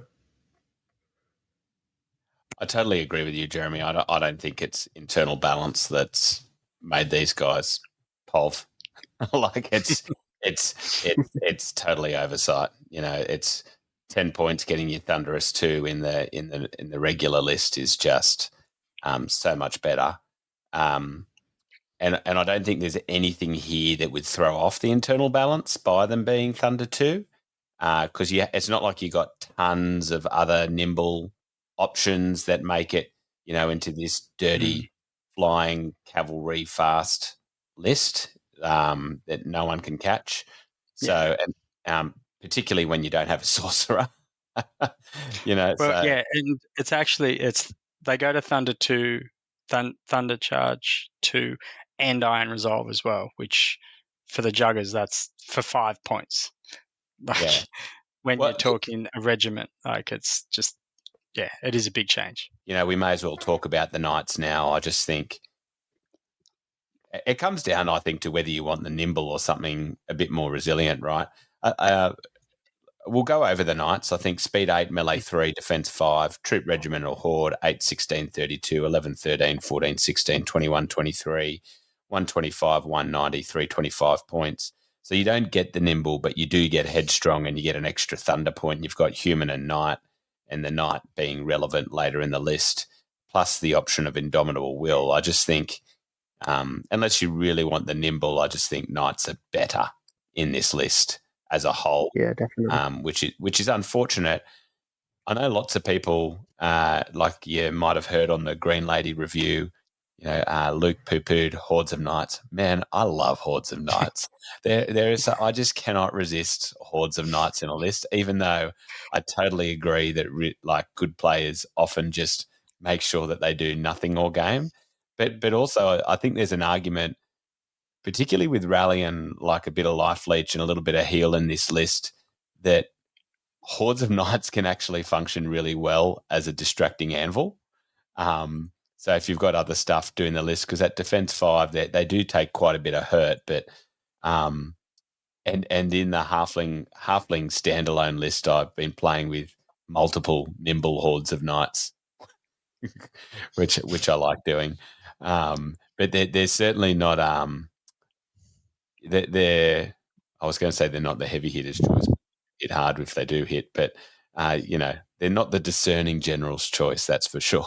But how do you guys see knights in this list? I think regiments generally your way to go. Troops are basically irrelevant, like a lot of knight troops across the game. Yeah, if you want troop knights, go for halfling troops because of the nimble. Regiments, yeah, very nice. Yeah, or mounted scouts. Yeah, they're another nice troop unit. Again, I've got the old Empire Knight, so the flavoured Knights of the White Wolf or Rights Guard Knights or any of the other characterful Knights of the Empire from the old Warhammer game. So transferring those over to the Kings of War means you can identify each unit easily and have a bit of fun, Yeah, I like them. I like playing with them. I like cavalry armies with, thunderous charges across the battlefield and all of that, the old imagery in your mind of, And when I first started playing with normal knights, they just didn't work. I was playing against too many elves and basilians and different things that or kingdoms men with a horde of pikes in front of me and things like that, and they just made it challenging to make them work. I think in time though, tweaking them, learning how to use them better. I love them. I love them for different reasons now, but I think they work really well. I often give it the brew of strength just so that when they do get locked in and or if something does, like someone throws a fast little flyer into them just to stop them and take the thunderous away, at least they can do something back. Like, I just find it frustrating when they get taken out of action. So, yeah. And you're getting a little bit of efficiency on brewer strength at the regiment level in terms of costs. So, all right. Well, then we've got one ranged option in the cavalry, which is the mounted scouts, which are unique, so don't unlock. Speed 9, melee 4, range 5, defense 3, troop and regiment 1 and 2 unit strength, 7 and 14 attacks, 10 and 12 and 13, 15 at 100 and 155 points. They're nimble, human keyword, ranged attack, short bows, 18 inches, steady aim. You can exchange the short bows for black powder weapons, which gains you piercing 1 for 10 and 15 points. I like the troop for the distraction ability. Run up a flank, shoot, get in the way, whatever. Protect better units, yeah. The speed, 18-inch threat range. I just think they're not very good. Range 5, defense 3. But, yeah, as a distraction, they're okay. I wouldn't use regiments personally. What about the black powder weapons? I like that. I think I'd probably upgrade for only 10 points on the troop. Rally being nearby, so the nerve's 12-14, which is pretty good for a troop at only 100 points. 110 points with the black powder. Yeah. They're not bad. It's just, if you want distraction units, I think the Halfling Knights are better. If you want regiments, they don't unlock. So I think, again, you've got better options. I often run 1 or 2 as chaff for screening for my other cavalry. I usually go with the bow, but if I've got 10 points floating around, then I'll give them the black powder weapon. But yeah, just I purely run them in front to just block things up, protect the honor guard or protect the knights with the brew of strength. If I'm putting extra money into those units, I want to make sure they get to choose when to take the charge. Yeah, I think for me, troops, I think the regiments, I could take or leave the black powder on the troops, depending on points, like yourself, Jeremy. I think the regiments, by the time you add the black powder, they're just getting too pricey for what they're doing. With, like you said, Simon, with the range 5, they're just not quite doing enough. But I think a couple of troops are worth their, particularly distraction or helping you get the charges that you want with your heavy hitters like your honor guard. I think. Yeah, I think they're quite a good choice actually for that. They're not too expensive, and having that extra speed and the nimble can be quite useful. Becomes even more useful if your opponent doesn't have a hell of a lot of shooting. Yeah, I am surprised that the number of times I've advanced them and taken a shot at the opponent's chaff, and all of a sudden they're wavered on their side, and I can basically move up and get into the exact position I want to be, ready to pounce the next turn, which has worked out well. All right, onto the large cavalry. So this one of these, I guess, the halo units for the League of Rhordia. So that's the honor guard. So speed 7, melee 3, defense 5, regimental horde. Unit strength 2 and 3, attacks 9 and 18. They're large cavalry, nerve 13, 15, 16, 18, 145 and 240 points. Crushing 1, iron resolve, thunder 2, keywords aralez and human, and you get indomitable will for 10 points. And with this, David Musgrave asks, since Kingdoms of Men got access to beast cavalry, has League of Rhordia lost some of its more unique appeal? Jeremy, let's start with you. I don't think so. Oh, it's Simon. Go on. No, go on, Jeremy. For starters, I love the unit as a horde. I think they're great. I think they add that flavour. Certainly compared to the old Beast Cav in the Kingdoms of Men, these actually had the feel of being a hammer Beast Cavalry unit. They're delivering on what the box says, basically. I was actually a bit disappointed when they made Fly on the Beast Cav in the Kingdoms of Men.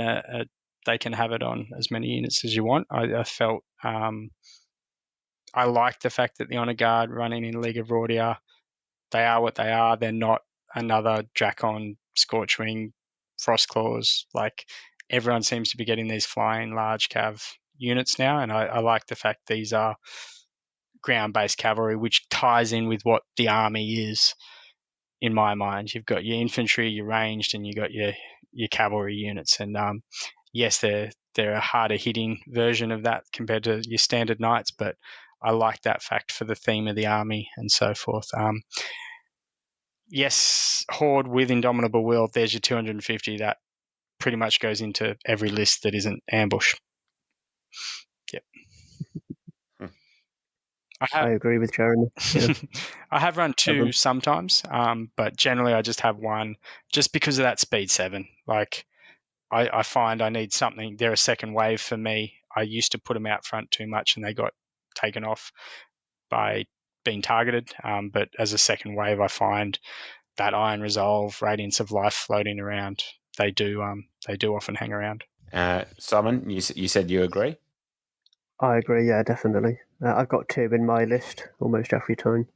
Maybe my mistake. They are expensive. But again, I got Rally. They hit it hard.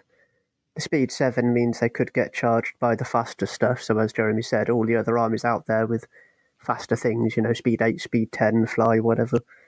But they're tough. They're nerve nearly always 18, 20. Iron Resolve to get a life back. Yes, they lose 2 points to Thunderous if they get hit, which is a shame. But with other units nearby and nimble units, I found I can get flank charges with other units because the enemy are so desperate to engage these guys and forget that the rally makes them really, really hard to kill, I found. And occasionally, if these guys do get a charge, that's just ridiculous. That's amazing, But yeah. Yeah, I think because of the speed, they need protection, right? And so, and because they're a Halo unit, it feels wrong to write a list without them in it. But I think because of that, it is possible to write a list without them in it. Like, I don't think it's, I don't think you necessarily end up with a bad list by not having them in it, because I think the good players will target them appropriately with that speed and hold them up while they take a fair bit of everything else apart, and they're not cheap, particularly if you take in the Indomitable Will. But yeah, with some of the support options that you do have available to you, they can be in this list in particular. They can be incredibly hard to kill, and I think for that reason, with the support options, that difference in speed, they're not having the upgrades. I don't see them as beast cavalry. I just think they're different enough. So to me, the Kingdoms of Men being beast cavalry feels like when that was introduced, it felt more like they felt like they were plugging something that Kingdoms of Men needed to make them more competitive. But it didn't really feel like they were putting on a guard in the Kingdoms of Men list to me. It felt more like that they were trying to put Dracons in, but they put it in as an upgrade, so it didn't look like they were just dumping a flyer in. But most of who takes beast cavalry without the wings, or very rarely. Yeah. So I think it's certainly different enough. Yeah. And I mean the speed really is that big weakness though. Beak weakness. But that Iron Resolve, some of the other options you've got in the list for support, they can be pretty close to, if you play them really well and get better at playing them well, they can be close to unkillable. Yeah, very much. Yeah. If I'm running my knights with Brew of Strength, then these guys usually have Sagesse's boots. And that way I can happily sit them in a forest. So if someone wants to come after them, they're going to have a hindered charge where when I come out, it's not going to bother me. And coming out with that, Crushing 1, Thunder 2 often just annihilates the first unit they touch. All right, and then we move on to the Soul Monster. They must have hunted all the monsters out in the league. That is the Mammoth. So speed 7, melee 4, defense 5, unit strength 1, 12 attacks, dash 18 nerve, points 220. It's on a chariot base. Special rules are brutal, crushing strength 2, rampage melee D6, Strider, thunderous charge 2, keyword beast. Simon, are you a Mammoth guy? No, I'm not a big fan of the Mammoth. It certainly has a place, I think. I could be used. I don't have a model to be used as this guy, so I never bothered to get one. But it's certainly good. Okay. You get it hard hitting. You can get a mechanical. Lots of attacks. Although that's on a square base, isn't it? That's a Titan. Yeah, it doesn't fit on a chariot. Yeah. But no, I think it certainly has a place. I can see why some people might like it. I like Rampage, Melee D6. Could go up to 18 attacks. Crush 2 and Thunder 2. So yeah, I like it. Strider is never going to get hindered. Yeah, no, I've liked playing with it for fun games. I haven't painted up my model. The A Song of Ice and Fire Wildling Mammoth fits nicely on a chariot base, so I picked up that cheap and have used it a bunch of times. So I as someone who does play with giants in a lot of other lists, you live and die by the 4, but I do like the fact you got that 12 attacks plus the rampage on top, because often I find when I'm rolling on giants and stuff, I roll a 1 or a 2. So having 12 locked in definite, like if you get into an infantry, or where I've had good success with them is getting into cavalry with defense 5, and they have done some serious work. Dash 18, definitely nothing to be sneezed at. It is if it is good if you're not going to upgrade some knights or something to go with your honor guard as a hammer, then having another can opener in there, especially for against knights and things like that, is not a bad option. Yeah, for me, at the same speed, 20 more points gets you another horde of honor guard. Yep. So, like, I mean, obviously, you might not have the 20 points, but I think I'd be looking for it, because they just don't do the same thing. And I think a lot of these units, whether it's giants or mammoth, like they're meant to be so big. I've wished all along that they kind of had both versions of Rampage and what's the other one called? Slayer.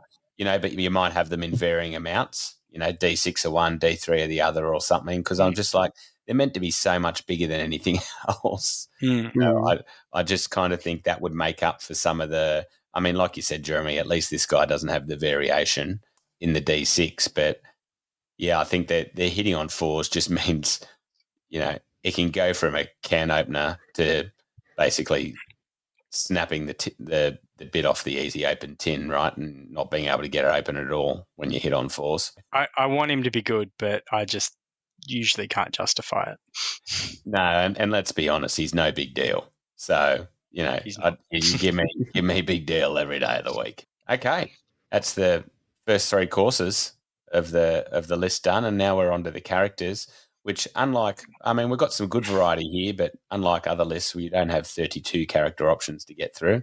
We do have the standard bearer, so who is a hero infantry for 50 points, speed 5, melee 5, defense 4, no unit strength, 1 attack, 9/11, aura life leech +2 infantry only, individual, very inspiring, gets the command dice options. You can put them on a horse. I mean, for me, when the commands came out, there was a lot of hate around the life leech option. I mean, some of it I think was about beam, but some of it was like, oh, it's that not good. And I'm like, man, are you kidding me? You're putting this around phalanx and snare? Like this guy, if you're running that stuff as your anvils, this guy is just about auto for me.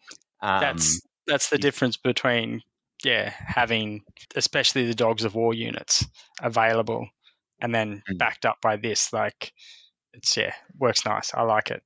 Yeah, it's must have in my mind. Yeah, dirt cheap. Don't see why I'd be on a horse because it only needs to keep up with infantry. So I think you'd be, it makes it a little bit more flexible, but I'm inclined to save the points, to be honest, because he can be marching every turn or going at the double every turn. It doesn't need to be, he's not shooting. If your play style is to spread out, maybe you have it on the horse and run it around where you need it on the turn, but I'm more inclined to keep it cheap on foot. No, wouldn't. Not mount him on a horse, no. No, on foot. Sometimes I give him the loot for Bane Chant. Maybe if it was a donkey for 10 points, Speed 6 or 7. A heal. Yeah. Shroud of the Saint for heal to follow up after Life Leech could be fun. Yes. Bad. Yeah. I think Shroud would be a good shout on this one because it's not like you've got huge heal options, do you, either in this list? So a little bit of Shroud would be a very tasty treat. Then we've got the Baron, who's a hero infantry, 60 points, speed 5, melee 3, defense 5, no unit strength, 4 attacks, 10, 12, 60. I said 60 points, crushing 1, individual, very inspiring. Command options, mount on a horse. I like these kind of unit as redirectors compared to counterparts in other lists. It's not a hugely expensive more, and you get the 4th attack instead of 3 attacks, and you've got very inspiring. So, I like what this guy can put out. David Musgrave says the same. They're really great value characters. Please don't let anything happen to them. Yeah, no, 100%. Yeah, I generally always take one on a horse as my grounder in the backfield. Just they're such a good price. That very inspiring compared to the hero is just such a good upgrade. And yeah, I think I don't think they've ever failed to ground someone trying to come around the flanks. So, yeah, I'm a big fan. And yeah. Well, you've got all the attacks. options for the funky items too, right? Give him a scythe or an axe, those things to make him a little bit more effective if you need to. Simon, what are your thoughts? I quite like him. I've come to like cheap heroes mounted as missiles that you can send out to hold up units. Imagine something comes in the flank. Yes, he can engage it, ground it, or if you've got something thundering towards you, put him into the front of it, do a point of damage. That keeps the enemy in place. They can't just walk over him and ignore him. So, yeah, he has lots of options, certainly. He is so cheap, and because he gets that 4th attack instead of 3, I don't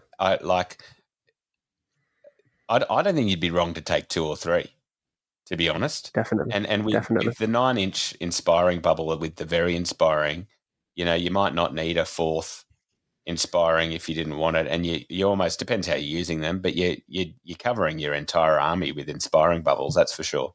Definitely, yeah.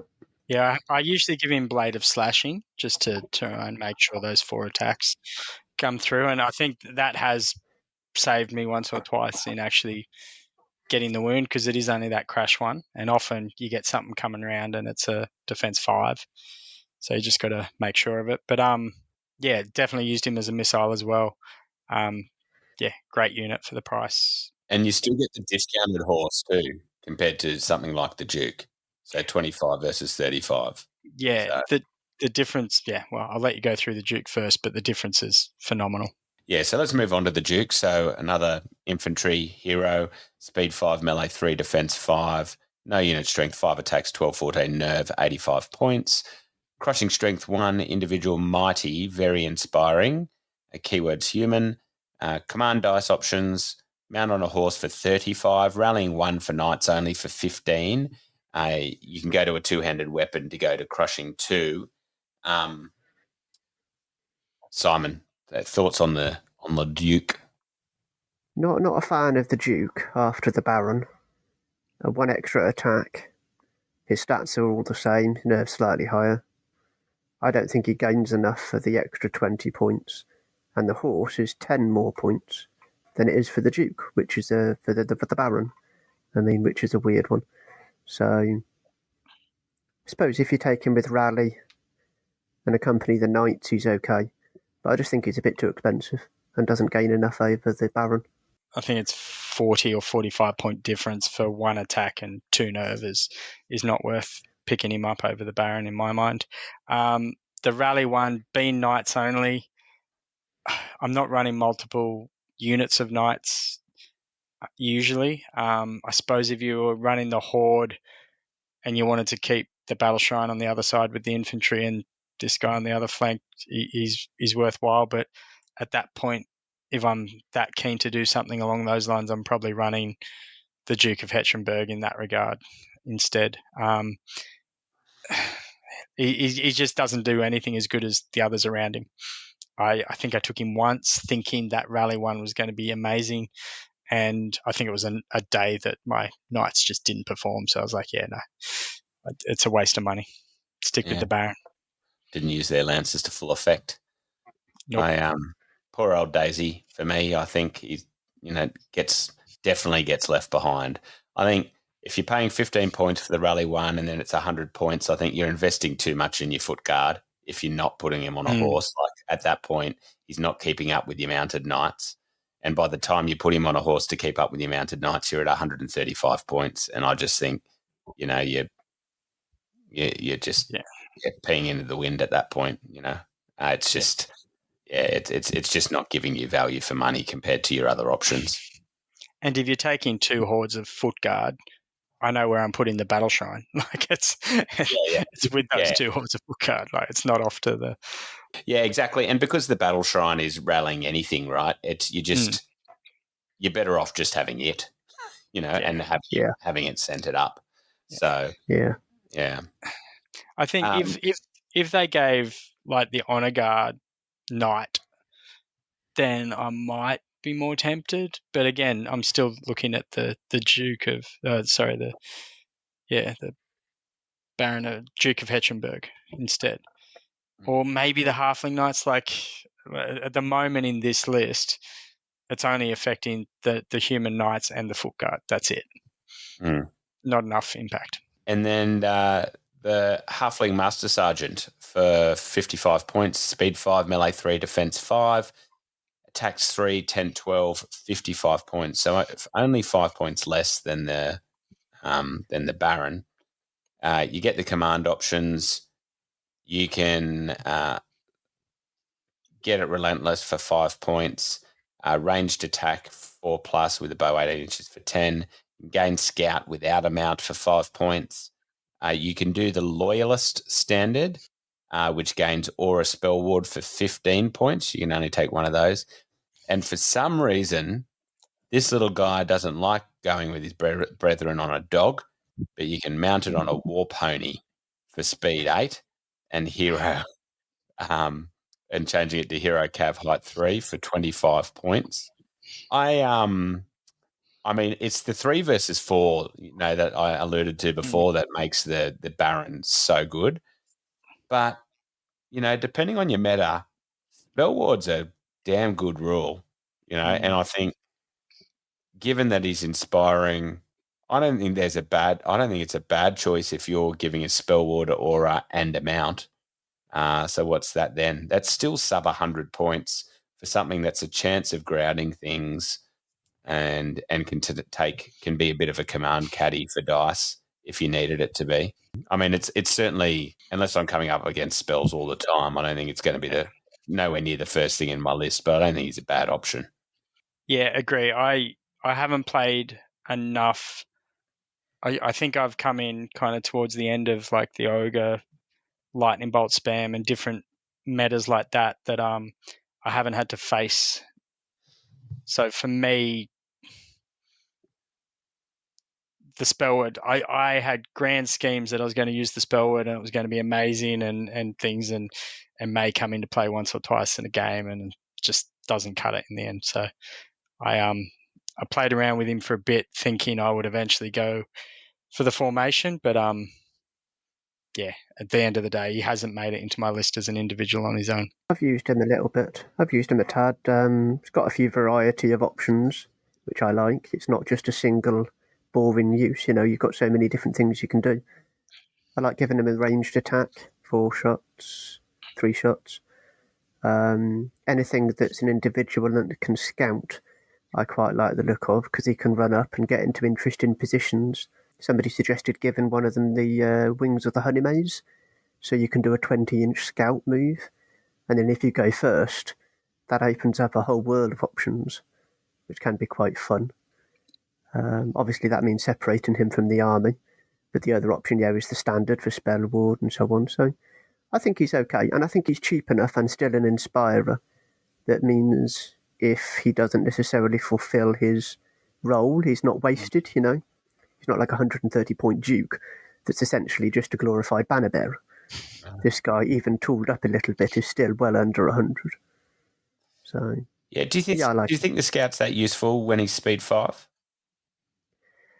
When you get a 10-inch move, if you put him in terrain behind a wall, maybe if you take a bow, he can be plinking at things turn 1 too. Yeah, or go for war machines, or go up a flank, or take out a chaff unit, or waver a chaff unit, and thereby hold up the stuff behind it. There are options, I think, yeah.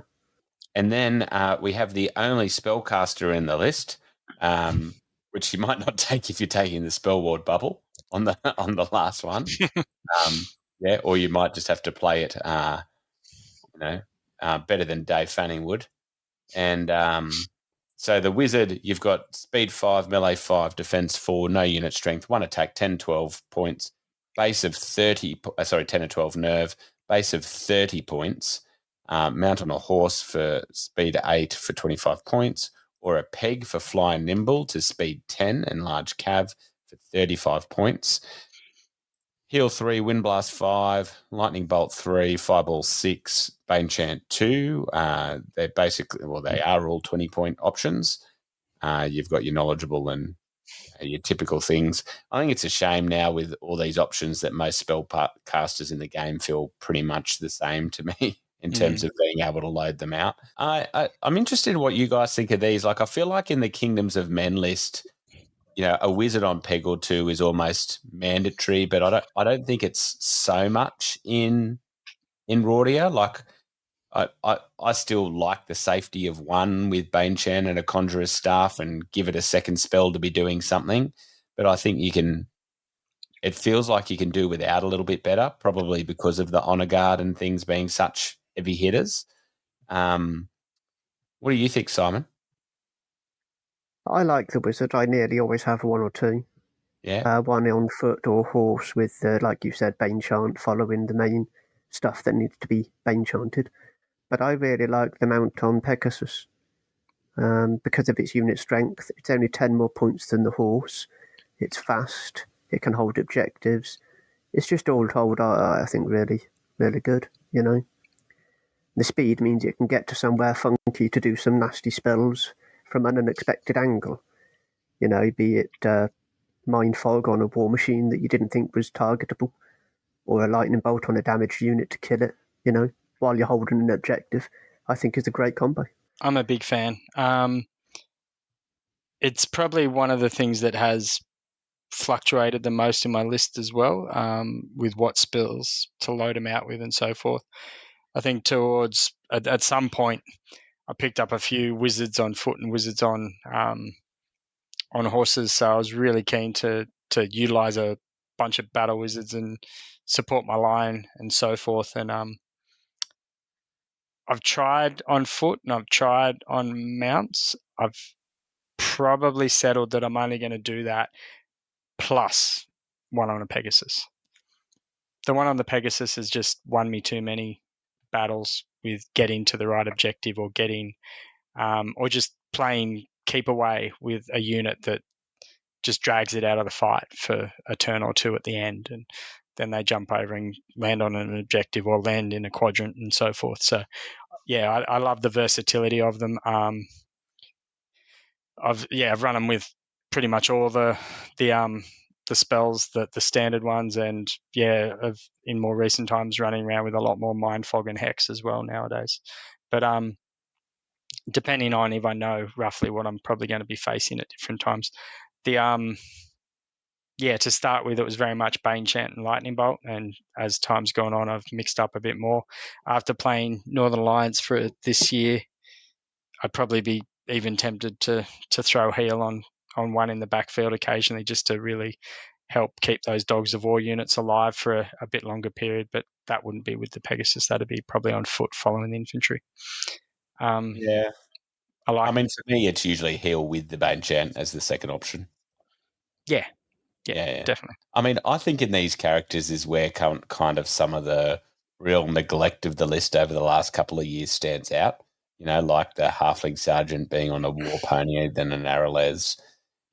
Why does a Duke need a really old winged aralez compared to a muster captain in the Halflings? And even the wizard here, like if they were making it a little more thematic, like why is it a peg and not a winged aralez? Or something. I guess the winged aralez, maybe they think it would need more attacks or something. But I'm just kind of like, I think there's so much opportunity for consistency of theme, and in the characters, it really stands out for me of where the ball's been dropped. Yeah, I think those points like that, the war pony in particular, just draws attention to it, because you read through and it talks about the aralez and the honor guard, and like this is where I could be wrong here, but before the halflings were introduced at all as their own list, this is where the aralez were, and now they've been ported across, but this hasn't been tidied up. Like from my point of view, it'd be great if you turned them into like foo lions or something. So I've already got the units covered. But like whether they can change it or whether they just go to bigger aralez. Yeah, some sort of direwolfy equivalent, right, would be cool. Mm-hmm. I mean, they need to do something now, right? Because they've got the same thing representing, large cav and maybe their idea is that it doesn't exist. So but it certainly doesn't doesn't feel smooth or well put together as it currently stands. So speaking of the oversized aralez, next up we've got the Baron on aralez. Is a hero large cavalry for 145, speed 8, melee 3, defense 5, unit strength 1, 5 attacks, 13, 15, 145, already said that. Crushing strength 2, iron resolve, nimble, thunderous 1, very inspiring, and you get command options, keywords aralez and human. Wouldn't mind him having the knight keyword there. That'd be nice, actually. What do you think here, Jeremy? Want to use the Duke of Hechtrenberg version, the upgrade. I've tried the Baron on aralez a few times. I've got a cool model I want to put on the table, and I just basically haven't been able to get the mojo to paint it because I'm just not sold. It could be that could change though. Like I am enjoying playing with Thanes on Frostfangs and things, so I'm much more coming around to large cavalry heroes. So going back and having another crack will probably I'll probably put them in the list and give them a try again, at least moving forward. But at the moment, I haven't. I've tried them a few times. They didn't quite do what I thought I wanted them to. But yeah, I'm happy to be proven wrong. I like the nimble large cavalry. Yeah, heroes, funky corkscrew charges, options. They've still got Crush 2, even if they're dealt damage in combat. They only lose Thunder 1. I think if I had the points for this guy, I'd probably go for the Duke, the named Duke, because only 30 points more. Even before they improved him, I think he was better.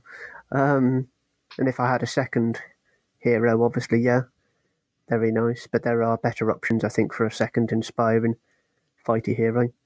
But for only 145, yeah, not bad. I like him. Yeah, I quite like him, not just for corkscrews, but running with knights and he's seeing over the top, right? Becomes a very useful double charge if you're in range with both or, flanking with one. I don't think it's overly expensive for what you're getting. And with Iron Resolve is, that little bit resilient.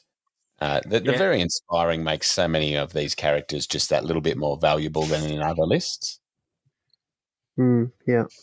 Yeah, that's what I was just looking at. I do like the fact that is one of the themes they've put through this, that I'm pretty sure it's something about the aralez themselves, that they've got that bond with their people and that gives them the Iron Resolve. And it is something that the Honor Guard have, and then the Baron and the Duke and so forth, and they've kept that theme throughout. And I do like that it's in here with a reason behind it, not just in Basilia where it's everyone gets it kind of thing.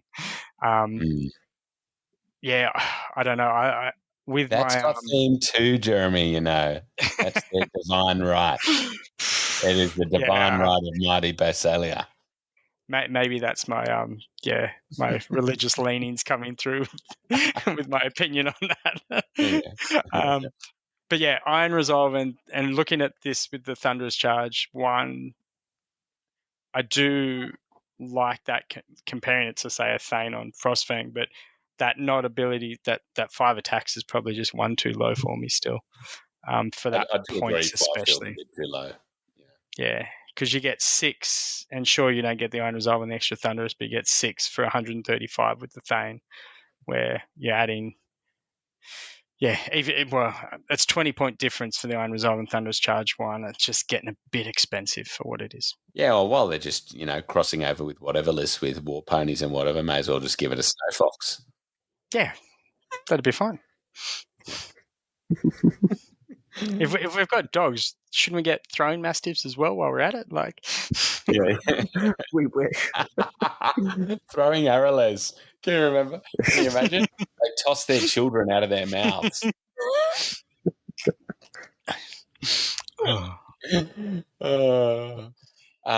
So we'll move on to the really old winged version. The That's just the Duke. He's the old man. Yeah. So we've got, the Duke on Ancient Winged Aralez. Hero monster, 230 points. Speed 10, melee 3, defense 5, unit strength 1, 7 attacks, 15, 17, 230 points. Crushing strength 2, fly, iron resolve, nimble, radiance alive, thunder 1, very inspiring. And you get the command options. And like I find this one interesting. Like I'm a big proponent of not comparing between lists, but when you're meant to have something that's like effectively a direct port, you're paying 195 in the halfling list for one less pip of nerve and no radiance of life. I mean, I think the radiance of life in this is pretty powerful. I don't know. It is a really good unit. It just still feels like a touch, like 7 attacks. How often does 7 attacks just hit twice? Do you know what I mean? Like it's for 230 points. The radiance of life is great. It just feels a touch overs for me in terms of price. I'd like to see it a pip less expensive, I reckon. So what do you think? I agree. It's a very useful, very nice Radiance, yeah. But yes, I agree, very expensive. I mean, a lot of the dragons and monsters that's in almost every army are only, 50 to 60 points more. And they have more attacks, better nerve, shooting attack, spells, so much more. But, and as you say, comparing him to the Halfling guy, I play a Halfling player quite a lot. And yeah, he has 2 or even 3 flying Halfling heroes, their version. But I'm not sure for the few extra points whether this guy's worth it. He certainly feels far less integral to the list than he does in the halfling list, right? Like I feel like in a halfling list, you're almost silly leaving home without one. But I don't feel that way in Rhordia. They don't have access to anything else quite like this. They don't have a unit that flies in speed 10. So there's nothing else quite like it. So in that regard, this guy gives them something they haven't got. But at the same time, that means if you fly him off and use him as that sort of flanker, you're not doing his job being an inspirer. So he's kind of on his own. Yeah. And he can get isolated, picked off, killed, Being a poor man's dragon. Yeah. And you're wasting so much of his stuff, like wasting Radiance and inspiring if he's not near the rest of your army. So yeah. Thoughts, Jeremy? I'm on the other side of the fence. I love him. I agree he's over costed. And I think again that's probably just list neglect by Mantic. I think against the Kingdoms of Men one, sure he's 40 points more to start with, or the way I run him. Yeah, so he's 40 points more, but you do get that extra pip of nerve, you do get that iron resolve, and you do get that radiance of life. And the number of times I've taken out a general on winged beast with his 16 top as opposed to my 17 is, definitely worked in my favour. Halflings obviously being a newer list certainly seem to be a bit more refined, that he's already got the iron resolve, he's got the spellwood there as well. I still like him. I've got an old Karl Franz model that I wanted to paint up and use, so I did. And then I painted up my Alfarian and put a Knight's Panther on him, so I run 2 of them a lot of the time. I just found I need that flying attack to, like, I'm playing elves, I'm playing Basilia, I'm playing halflings with flying. I need something that the threat projects back at them. So without it, I found I was just struggling to control the board enough to be able to dictate things. So yeah, I love him. I think they're good. I sometimes throw a trickster's wand on one of them just to spice things up. And on the Radiance of Life, I often find even if I put him out wide, he's often coming back in by the time I need that Radiance of Life on my Dogs of War or on my Honor Guard. But those units that are just advancing forward and waiting to take the charge or waiting to step in as a counter charge unit, it's turn 4 or 5 before they need that assistance. So he's often freed up and back in the middle by then. So, and they're also the reason that Christian like had a dig at me and posted that comment because he hates me using them. Well, that says everything it needs to know then, doesn't it? Yep. If people say, if people hate it, if people hate you for using it, must have. I would love to take some points off him. Like the 230 does seem as though he's getting up towards that budget dragon point value, but I have got such good value out of him so that I wouldn't let. I've always got at least one. I don't think it's huge. Like I'd like to see maybe 220, 215. Yep. I think the Radiance of Life in this list is very, very good. Oh, it's great. And I think it comes back to that theme that the Duke, the Honor Guard, the dogs, like with Rally thrown in there, and like they're elite units, they've got that little bit extra compared to the standard Kingdoms of Men list, and that's what the whole the shtick about the League of Rhordia is, that they've got these standing armies. They value training up their troops, and they value it's not just lining up the shield wall straight from the fields into the front line of battle. It's like, no, these are elite standing armies within the different city-states that come together to repel the invaders. And I think that higher nerve across the board really shows that. And then I think that's where the Radiance of Life and that Iron Resolve comes in. And with the infantry, with the Life Leech, all of a sudden you've almost got that heel grind coming through as well. Not quite as effective as some other lists, but at least it's enough to, with the higher nerve, keep them around and threaten for a longer period of the game. And so that winds up the character section, and we're on to our unique units. So the first of which is the Battle Shrine, Monster Chariot, Speed 5, Melee 4, Defense 5, Unit Strength 1, 6 attacks, Dash 14, 150 points, Crush 1 and Rally 2 with Lightning Bolt 6. Simon, how do you feel about the Shrine? I love it. Made it into my first army, never left. Awesome. Survivable, tough. Yeah, it's just a must-have. Yeah, agreed. I'm just disappointed you can't take it in ambush level games. Like, love it. The fact too that it always surprises people. People think it's just a rally and lightning bolt bot. That's all it does, and then they get close, and you go, "Well, hang on. If I put this shrine in over here into someone, then that'll hold off, and my volley guns can keep shooting over on the other side and just really do some damage." And yeah, the fact it goes in and hits as hard in melee as it does in lightning bolts, it's a pretty nice little touch. Yeah, I'm a big fan of it, and the dash 14 helps. It would be good if rally worked on itself, but that's For me, I think when you're talking hammer and anvil play style, I just don't see why it wouldn't be in there. You know, and that little bit of pip it can put out with the, it's probably taking cover because you're protecting it. Because it's, did I say the height 4? Yeah, like so you probably don't want to sing it out with its shiny bits out in the swinging in the breeze, right? So it's probably taking cover, but it's, I think it's a little bit of extra nice, so it's actually doing something while you're just marching forward with your anvils. Yeah, I can't see writing a list without it.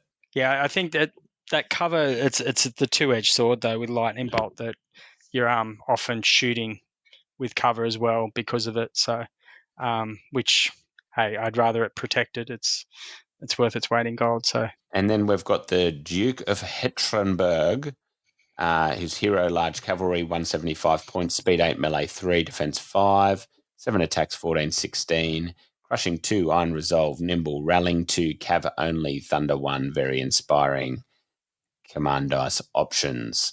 We've talked about this guy a few times, and in fact, actually, Hetrenberg is a reason why there's been a bit of speculation online recently of whether the league will survive, because I think one of the halfling characters for champions is named after Hetrenberg, but maybe that gives what I was thinking of. Maybe the halflings rise up. What are our thoughts here, Jeremy? You've mentioned him a couple of times. I really like him in theory. I'm just struggling to use him as much as I would like. He often gets downgraded or dropped out at the moment. But that rally 2 for the cavalry, the fact he is speed 8 is lovely. He's not the same speed as the other honor guard. The very inspiring is always good. And that theme of having the iron resolve coming through. So I've got a really cool little model on my kind of oriental theme with a little like a giant turtle type thing with an old kind of master cross-legged sitting on the back of him. I really want to paint up and use as to go with the Fu Lion style honor guard and the battle shrine with the dragons. So I'll get him in a tournament list soon, but at this stage I haven't got him at the competitive level, but I certainly like playing with him at other times. I really love him. He was in my Clash of Kings list last year. He only had 5 attacks back then, but he was, I think, pretty much everything else the same. And I was playing against Matt Carmack at that event of American fame, a very good player. And he was telling me that he reckons this guy's going to get a boost in the Clash of Kings book of that year, because he was the one who made that change, so he knew that. And to prove that point, this guy in the game we played ended up charging the flank of his Empire of Dust cavalry and failed to kill them. He just whiffed his attack, like 10 attacks. It was a flank charge, just didn't do enough. And that proved to both of us he needed more attacks. And then obviously Clash of Kings book hits a month later. And yeah, he's gone up by 2 attacks. I thought it interesting. I was playing against the guy who essentially designed him. And he proved why he needed a boost. But I still loved him even back then. I think he's better than the unnamed, whatchamacallit, on aralez. The Baron. Baron on aralez, yeah.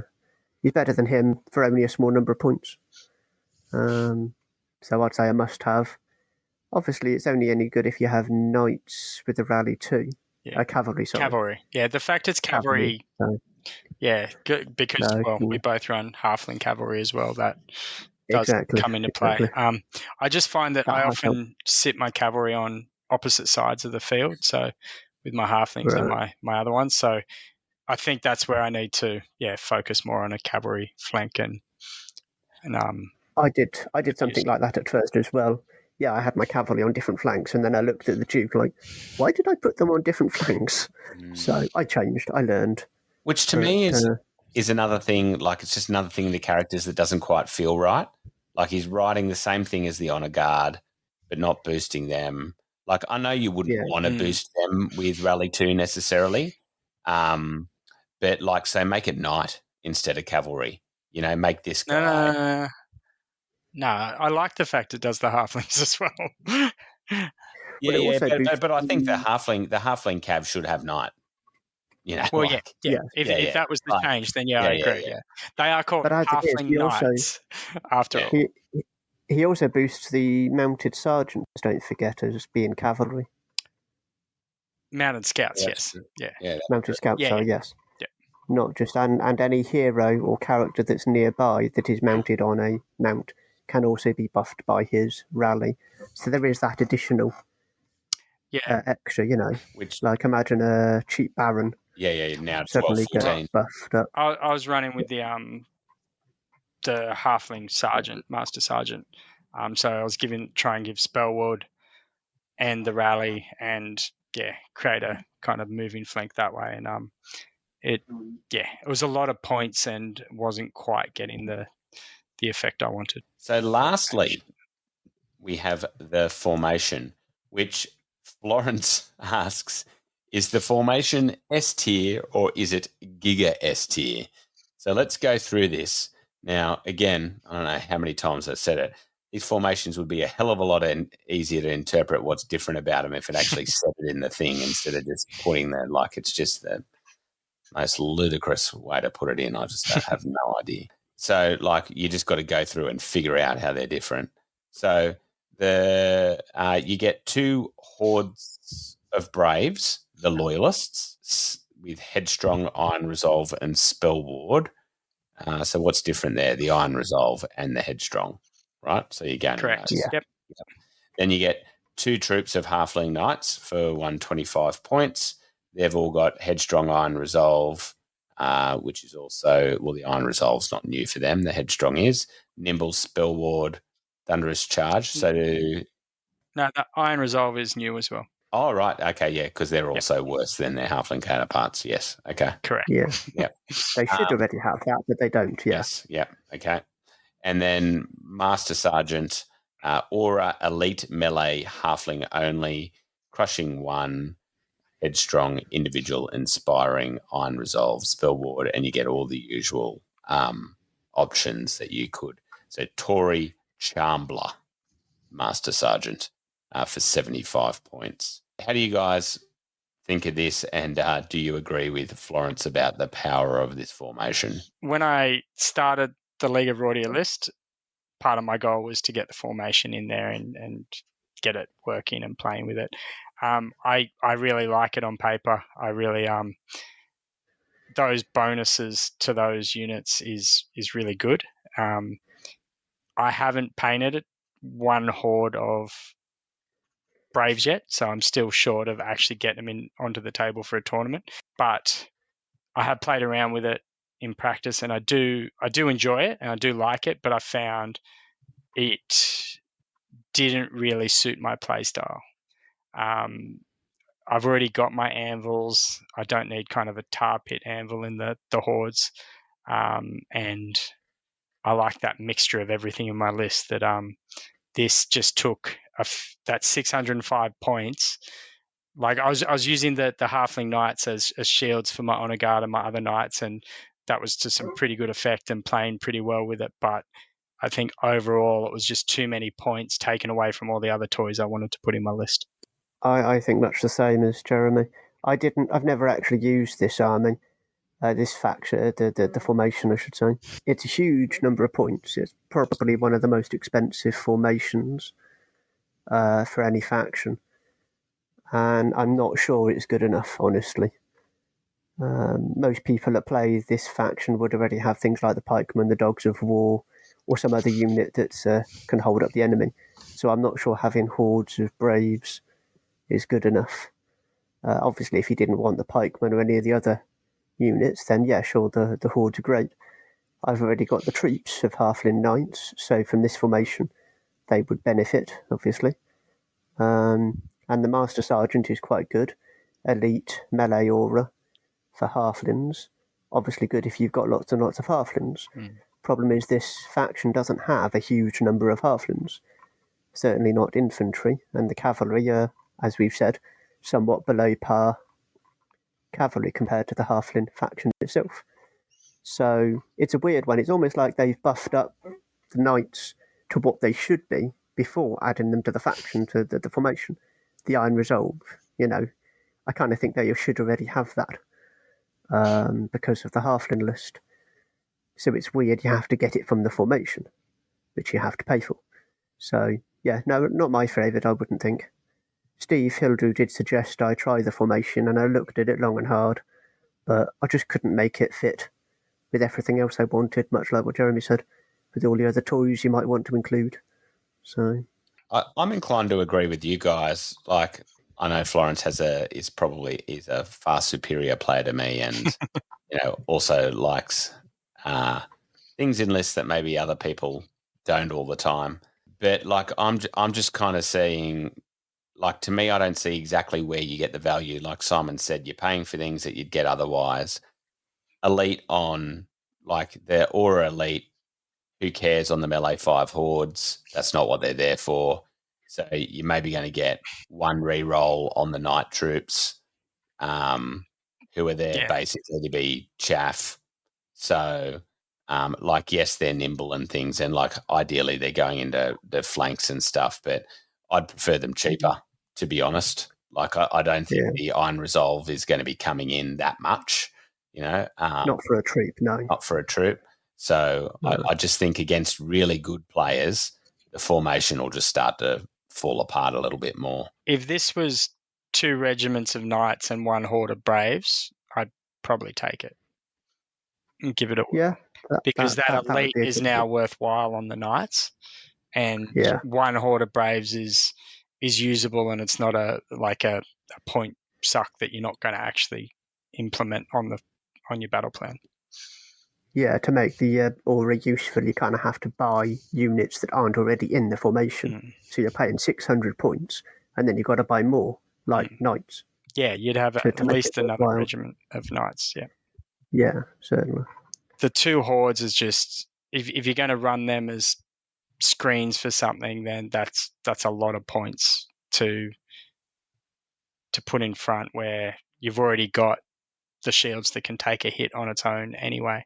I think Florence did do well with this formation when she used it at a couple of events, though. So, as you said, she is a better player even than I am. So, maybe it is a good formation. I don't know. Yeah, and I'd be interested in those lists, and I kind of go, is it the formation that made the list? Do you know what I mean? Like it might have done well, but Florence is a good player, and what else was in the list? And it was like I'd imagine it made something else better. Do you know what I mean? The Dogs of War units. I know the Dogs of War units were in it. Potentially a couple of the hordes of them. Yeah. So.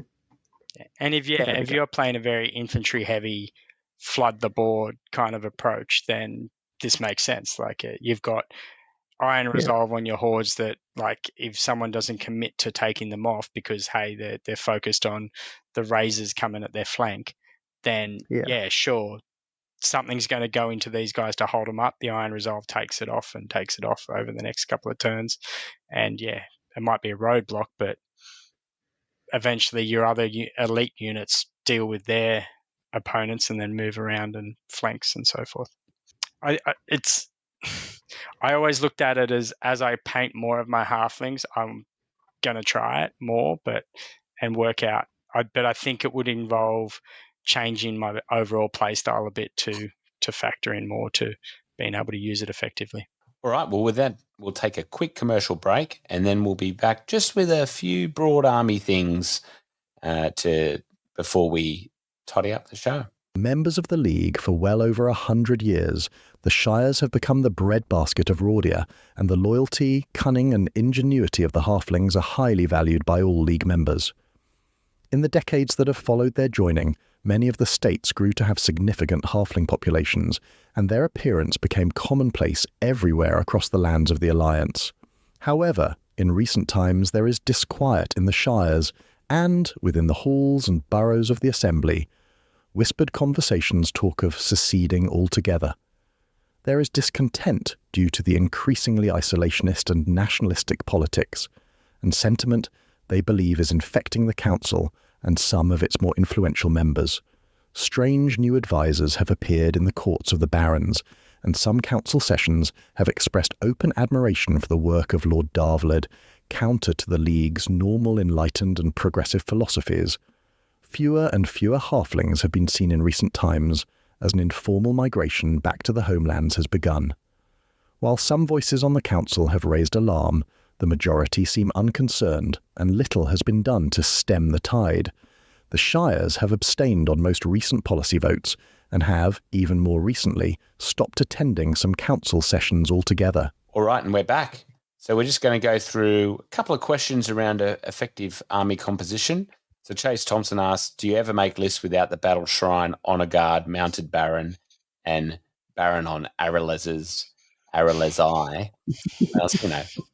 Chase, had a crack about my mechanical pigs in things, so have a crack about it. It would obviously be aralai, not aralez's eye. Come on, surely.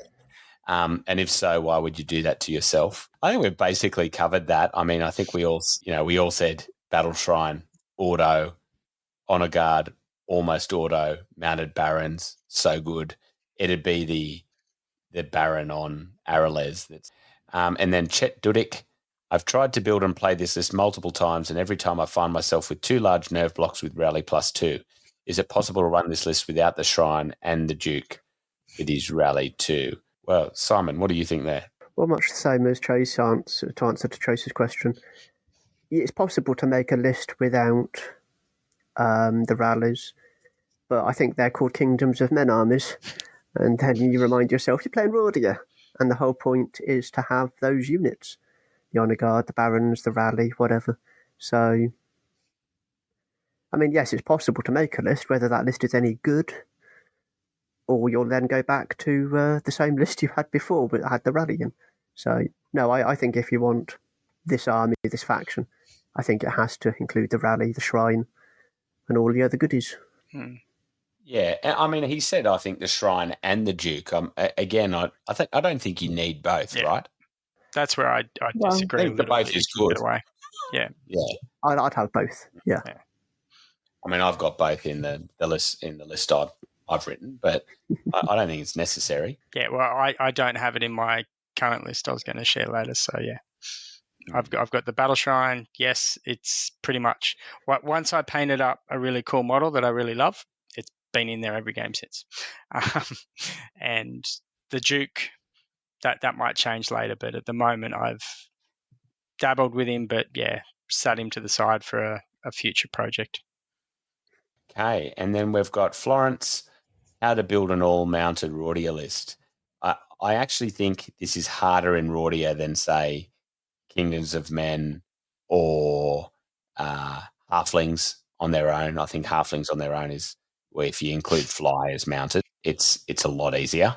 I don't think it's impossible, but you end up with I'd be upping the chaff. I'd be having a whole bunch of mounted scout troops to cover for your overpriced cavalry options. Yeah. That's potentially where I would cheat a little, and I'd take the formation, and then the rest would be mounted. It's not all mounted, mate. 2 halfling hordes. Cheat a little. You understand the question? Yeah, no.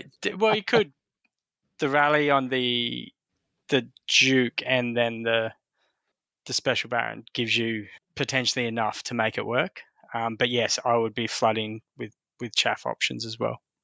Yeah, I'm not sure an all-mounted Rhordia list would make sense. I'd want to include the pikemen so much, or the dogs of war. So you could say they simply left their aralez mounts at home, but pikemen mounted just seems a bit ridiculous. So, no, I'm not sure I would do that, but as a bit of fun, and somebody like Florence might be able to make it work. She's kind of clever, so you never know. Maybe you just confuse your opponents and model everything as mounted. Yeah, as long as it's on the right size base, it's all that matters, isn't it? Surely. You've got mounted dogs of war suddenly. Don't tempt me. I think at the end of the day, yes, she can do it, but is it going to be that effective? Probably not. And like with most Alpha Strike lists, there's some hard counters out there that can take it down a couple of pegs. It doesn't have enough speed to be alpha. Yeah. Do you know? Yeah, exactly. Yeah. I wasn't saying this is alpha. I'm saying with alpha lists, you can still without the sorcerer and without enough fly options, I just don't think it's very viable.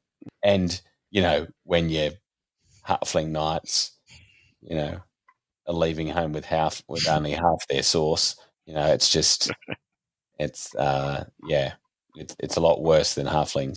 So interest of time, we might just quickly discuss, what do you think the style of list is that does best, and what do you think the list overall's biggest weakness is from each of you? And then we'll just quickly run through your sample lists that you've got, and then we'll close it up. So when it comes to strengths and weaknesses, Jeremy, what are your thoughts there for the league? I think it can make a really good mixed arms army. I think it's not going to be a traditional strong shooting, but those organ guns, the battle shrine, and bit of magic can really put out enough to force engagement. And then you've got elite infantry that's just some of the best in the game at times, and then you've got some hard-hitting cavalry options. I think from a weakness point of view, it's probably just the lack of flying and true speed. The fact that you're not relying on a Pegasus to shut someone down, so you've only got the one option. And as we discussed, it's a bit overpriced. The mixed arms, very much, I'd say, the way, a bit of shooting, given what you're taking. At the hammer and anvil, hordes of pikemen, decent nerve, a bit of healing. That's always going to be a reliable base to base your army on. And then some hammer units being the either tooled up Razors of Berlonvich, Dogs of War, or Honor Guard or Knights and Duke Ketrenberg alongside them. That's always going to be my army. It can fail miserably if you use it badly, or if the enemy outcharge you or whatever. But and I have failed a few times.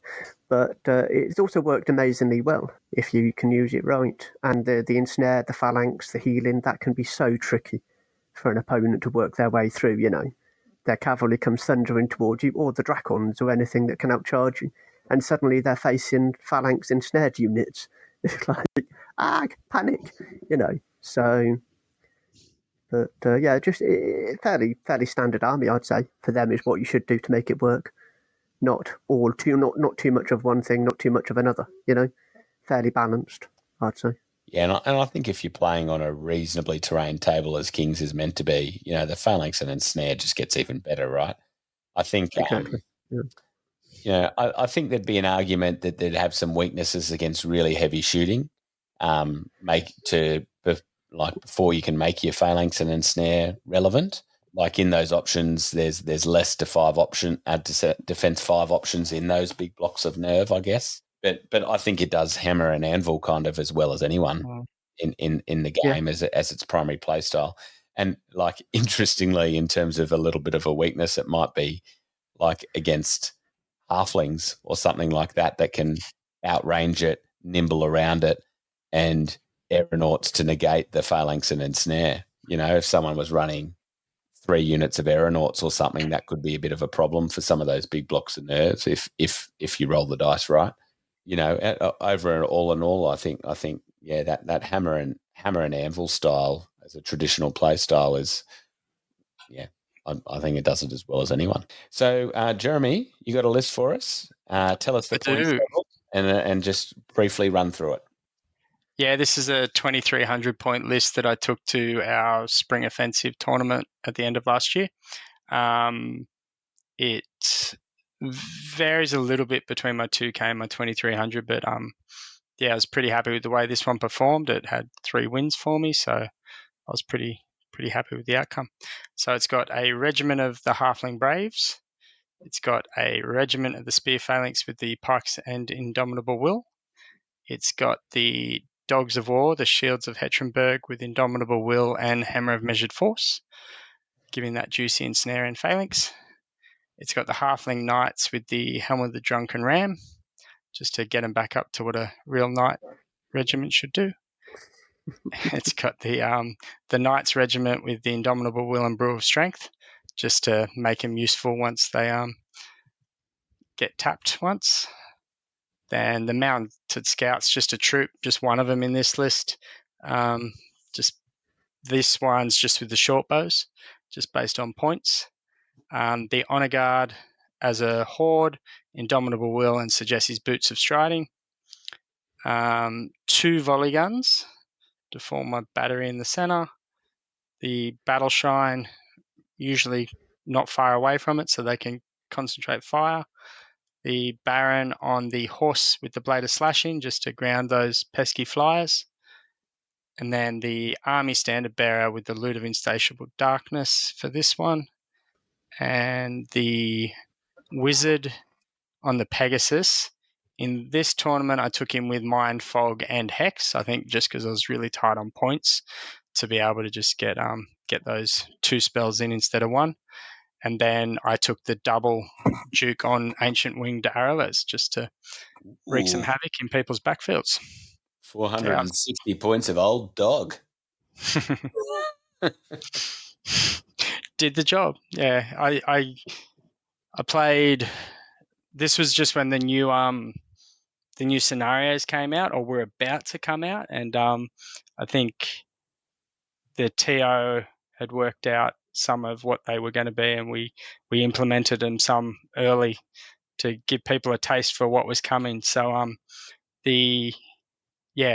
played elves first, then I played Dale Hastings dwarves second, and then another elf list third, and got the 3 victories. So I was really happy with the way it went. That got me a second in the tournament, and I was really happy with the way the army performed. That's 15 drops for 23 unit strength. What about yourself, Simon? Well, I've got a few different options of armies I've played over the months I played them last year, but I've picked the army list I used at Clash of Kings UK last year to tell you guys, as it did really well. One of my earliest armies, actually, for this faction. 2 spear phalanx hordes, both with pikes and indomitable will. On a halfling knight troop and a halfling knight regiment. A knight regiment, just as it is, no artifacts or anything. 2 honor guard hordes, both with indomitable will. Again, no artifacts. 2 volley guns. Battle shrine, which I kept near the volley guns early on in the game, so the nerve was bumped up. Halfling Master Sergeant. Now, I'm not quite sure why I went with this guy and not the Duke or Baron or Army Standard Bearer. He's just as he is. I gave him the bow, and that was it. Nothing else, no artifacts, nothing. Don't know why. Wizard, which was mounted on the Pegasus. You had the Conjurer's Staff, Bane Chant, and Mind Fog. Because back then you could use Conjurer's Staff with the Mind Fog. I think that's changed now. But that was a good option. Duke Hespenberg. This was before his attacks got changed at the Clash of Kings rulebook, but he still made it in the list. And then lastly, the Duke on Ancient Winged Aralez. Again, no artifacts or anything. And that comes to 2,300 points. That's 14 units and 25 unit strength. And that I found to be quite a reliable mixed arms, just enough shooting. Yeah. Funny thing is, I think I learned how to make better army, but this early army did well for me for some reason at Clash of Kings. So it's weird how that goes. Yeah, well, I think it's interesting in all of our lists how you see some similarities. And after all the talk, the most similarities, including my list, is that we all took 2 volley guns. So my variation on the theme is 2 hordes of braves, 3 phalanx, 3 pike regiments, 2 regiments of knights, 2 mounted scout troops, a horde of honor guard with indomitable will and Sir Jesse's boots, 2 volley guns, the battle shrine, 2 barons, one with blade of slashing, one with the gnome glass shield, an army standard bearer, wizard with conjurer's staff, he's on peg, heal 3 and bane chant 2, and the duke. So to me, the making up for the no flying is having the 2 barons, particularly with a gnome glass shield, making a fairly resilient. But I think that shows that you can get a reasonable amount of variation and basically be achieving a similar theme in mixed arm lists. I mean, the viewers can vote. What they like best. Yeah, I'm sure we might get 2 comments on the on the post. But I think there's some things in the list that are just really good value. I think the Baron being one of them, the volley gun being another, and so yeah, and of course the shrine. The shrine was common to all our lists, so I think that speaks to the. I mean, it's good and a problem, right? That. Yeah. When something like the shrine is basically an auto, you don't really want to see things being an auto in every single list, but I think in the context of the list, it's too good to go without. Unfortunately. Yeah. Yeah, well, I mean, you might be able to forego it if some of it was priced the same as its counterparts where it came from. So, yeah. Oh, well, and the thing with my list was. So it was actually 18 drops for 29 unit strength. I don't mind a high drop list. Right. Well, do you guys have anything else you'd like to say before we wrap it up? Anything else you want to comment on from Rhordia's point of view? I hope they don't ditch the army altogether. I hope it's still around. That's it, really, for the next change. Yeah, I definitely agree. I hope it stays around. I think there's enough flavour there that makes it a viable option compared to Kingdoms of Men. I don't like seeing that a lot of the more competitive Kingdoms of Men lists are just taking a lot of flying beast cav and things like that. I think this does add that flavour with the honor guard that can work as a functional beast cavalry type unit just by being that little bit more elite in what they do. And yeah, the dogs love them. They go good. Happy with them. Yeah. And if they do die, will both of you be out burning your undies in the street or something? I think I'll probably just start painting some more halflings to get them on the table. But at the end of the day, I don't think killing off Rhordia is going to make me go back to Kingdoms of Men. Like, that list wasn't really appealing to me. I think Kingdoms of Men's main draw card is just the historical use of models. And yeah, we've got someone that runs a Roman themed army and it looks amazing. But yeah, the play style is just that little bit more bland. And actually, one of his comments when we were talking about I was coming on here was that one of the things he finds a bit frustrating playing against me is that all my units are a bit different and a little bit better. And even when you look at the halfling knights and the normal knights, they're going to behave a bit different. One's got that nimble and things like that just makes him that. And same if you run 2 units of the dogs, this one does this one does this. And it's just that whole added aspect to the game of like, none of this is the same. And it's not that I'm running similar looking units or anything. It's that they are different and you can build that flavor into everything you do with play style and theme. Yeah, I mean, well, it's not your fault. You don't want to be as dry as a mouthful of Weet-Bix, right? Exactly. So, seriously. All right, guys. Well, really appreciate your time. We're going to clock off just at the 3-hour mark, so we'll be there. Once we're done editing, we'll be pretty much right on the mark for about that. Simon giving up your Sunday, Jeremy staying up late on a school night. I really appreciate your time and the effort that it takes. And thanks all the viewers for the questions. And we hope you enjoyed what is hopefully not the last hurrah of the league, but, maybe it is just the beginning. Until next time, keep countercharging. Thanks for listening, and we'll see you next time on Countercharge. Please let us know what you thought of the show by emailing us at counterchargepodcast@gmail.com, on Twitter at countercharge15, or by commenting on the Countercharge Kings of War podcast Facebook group. If you enjoy the show, you can help others find out about it by leaving positive reviews on iTunes. Until next time, keep countercharging.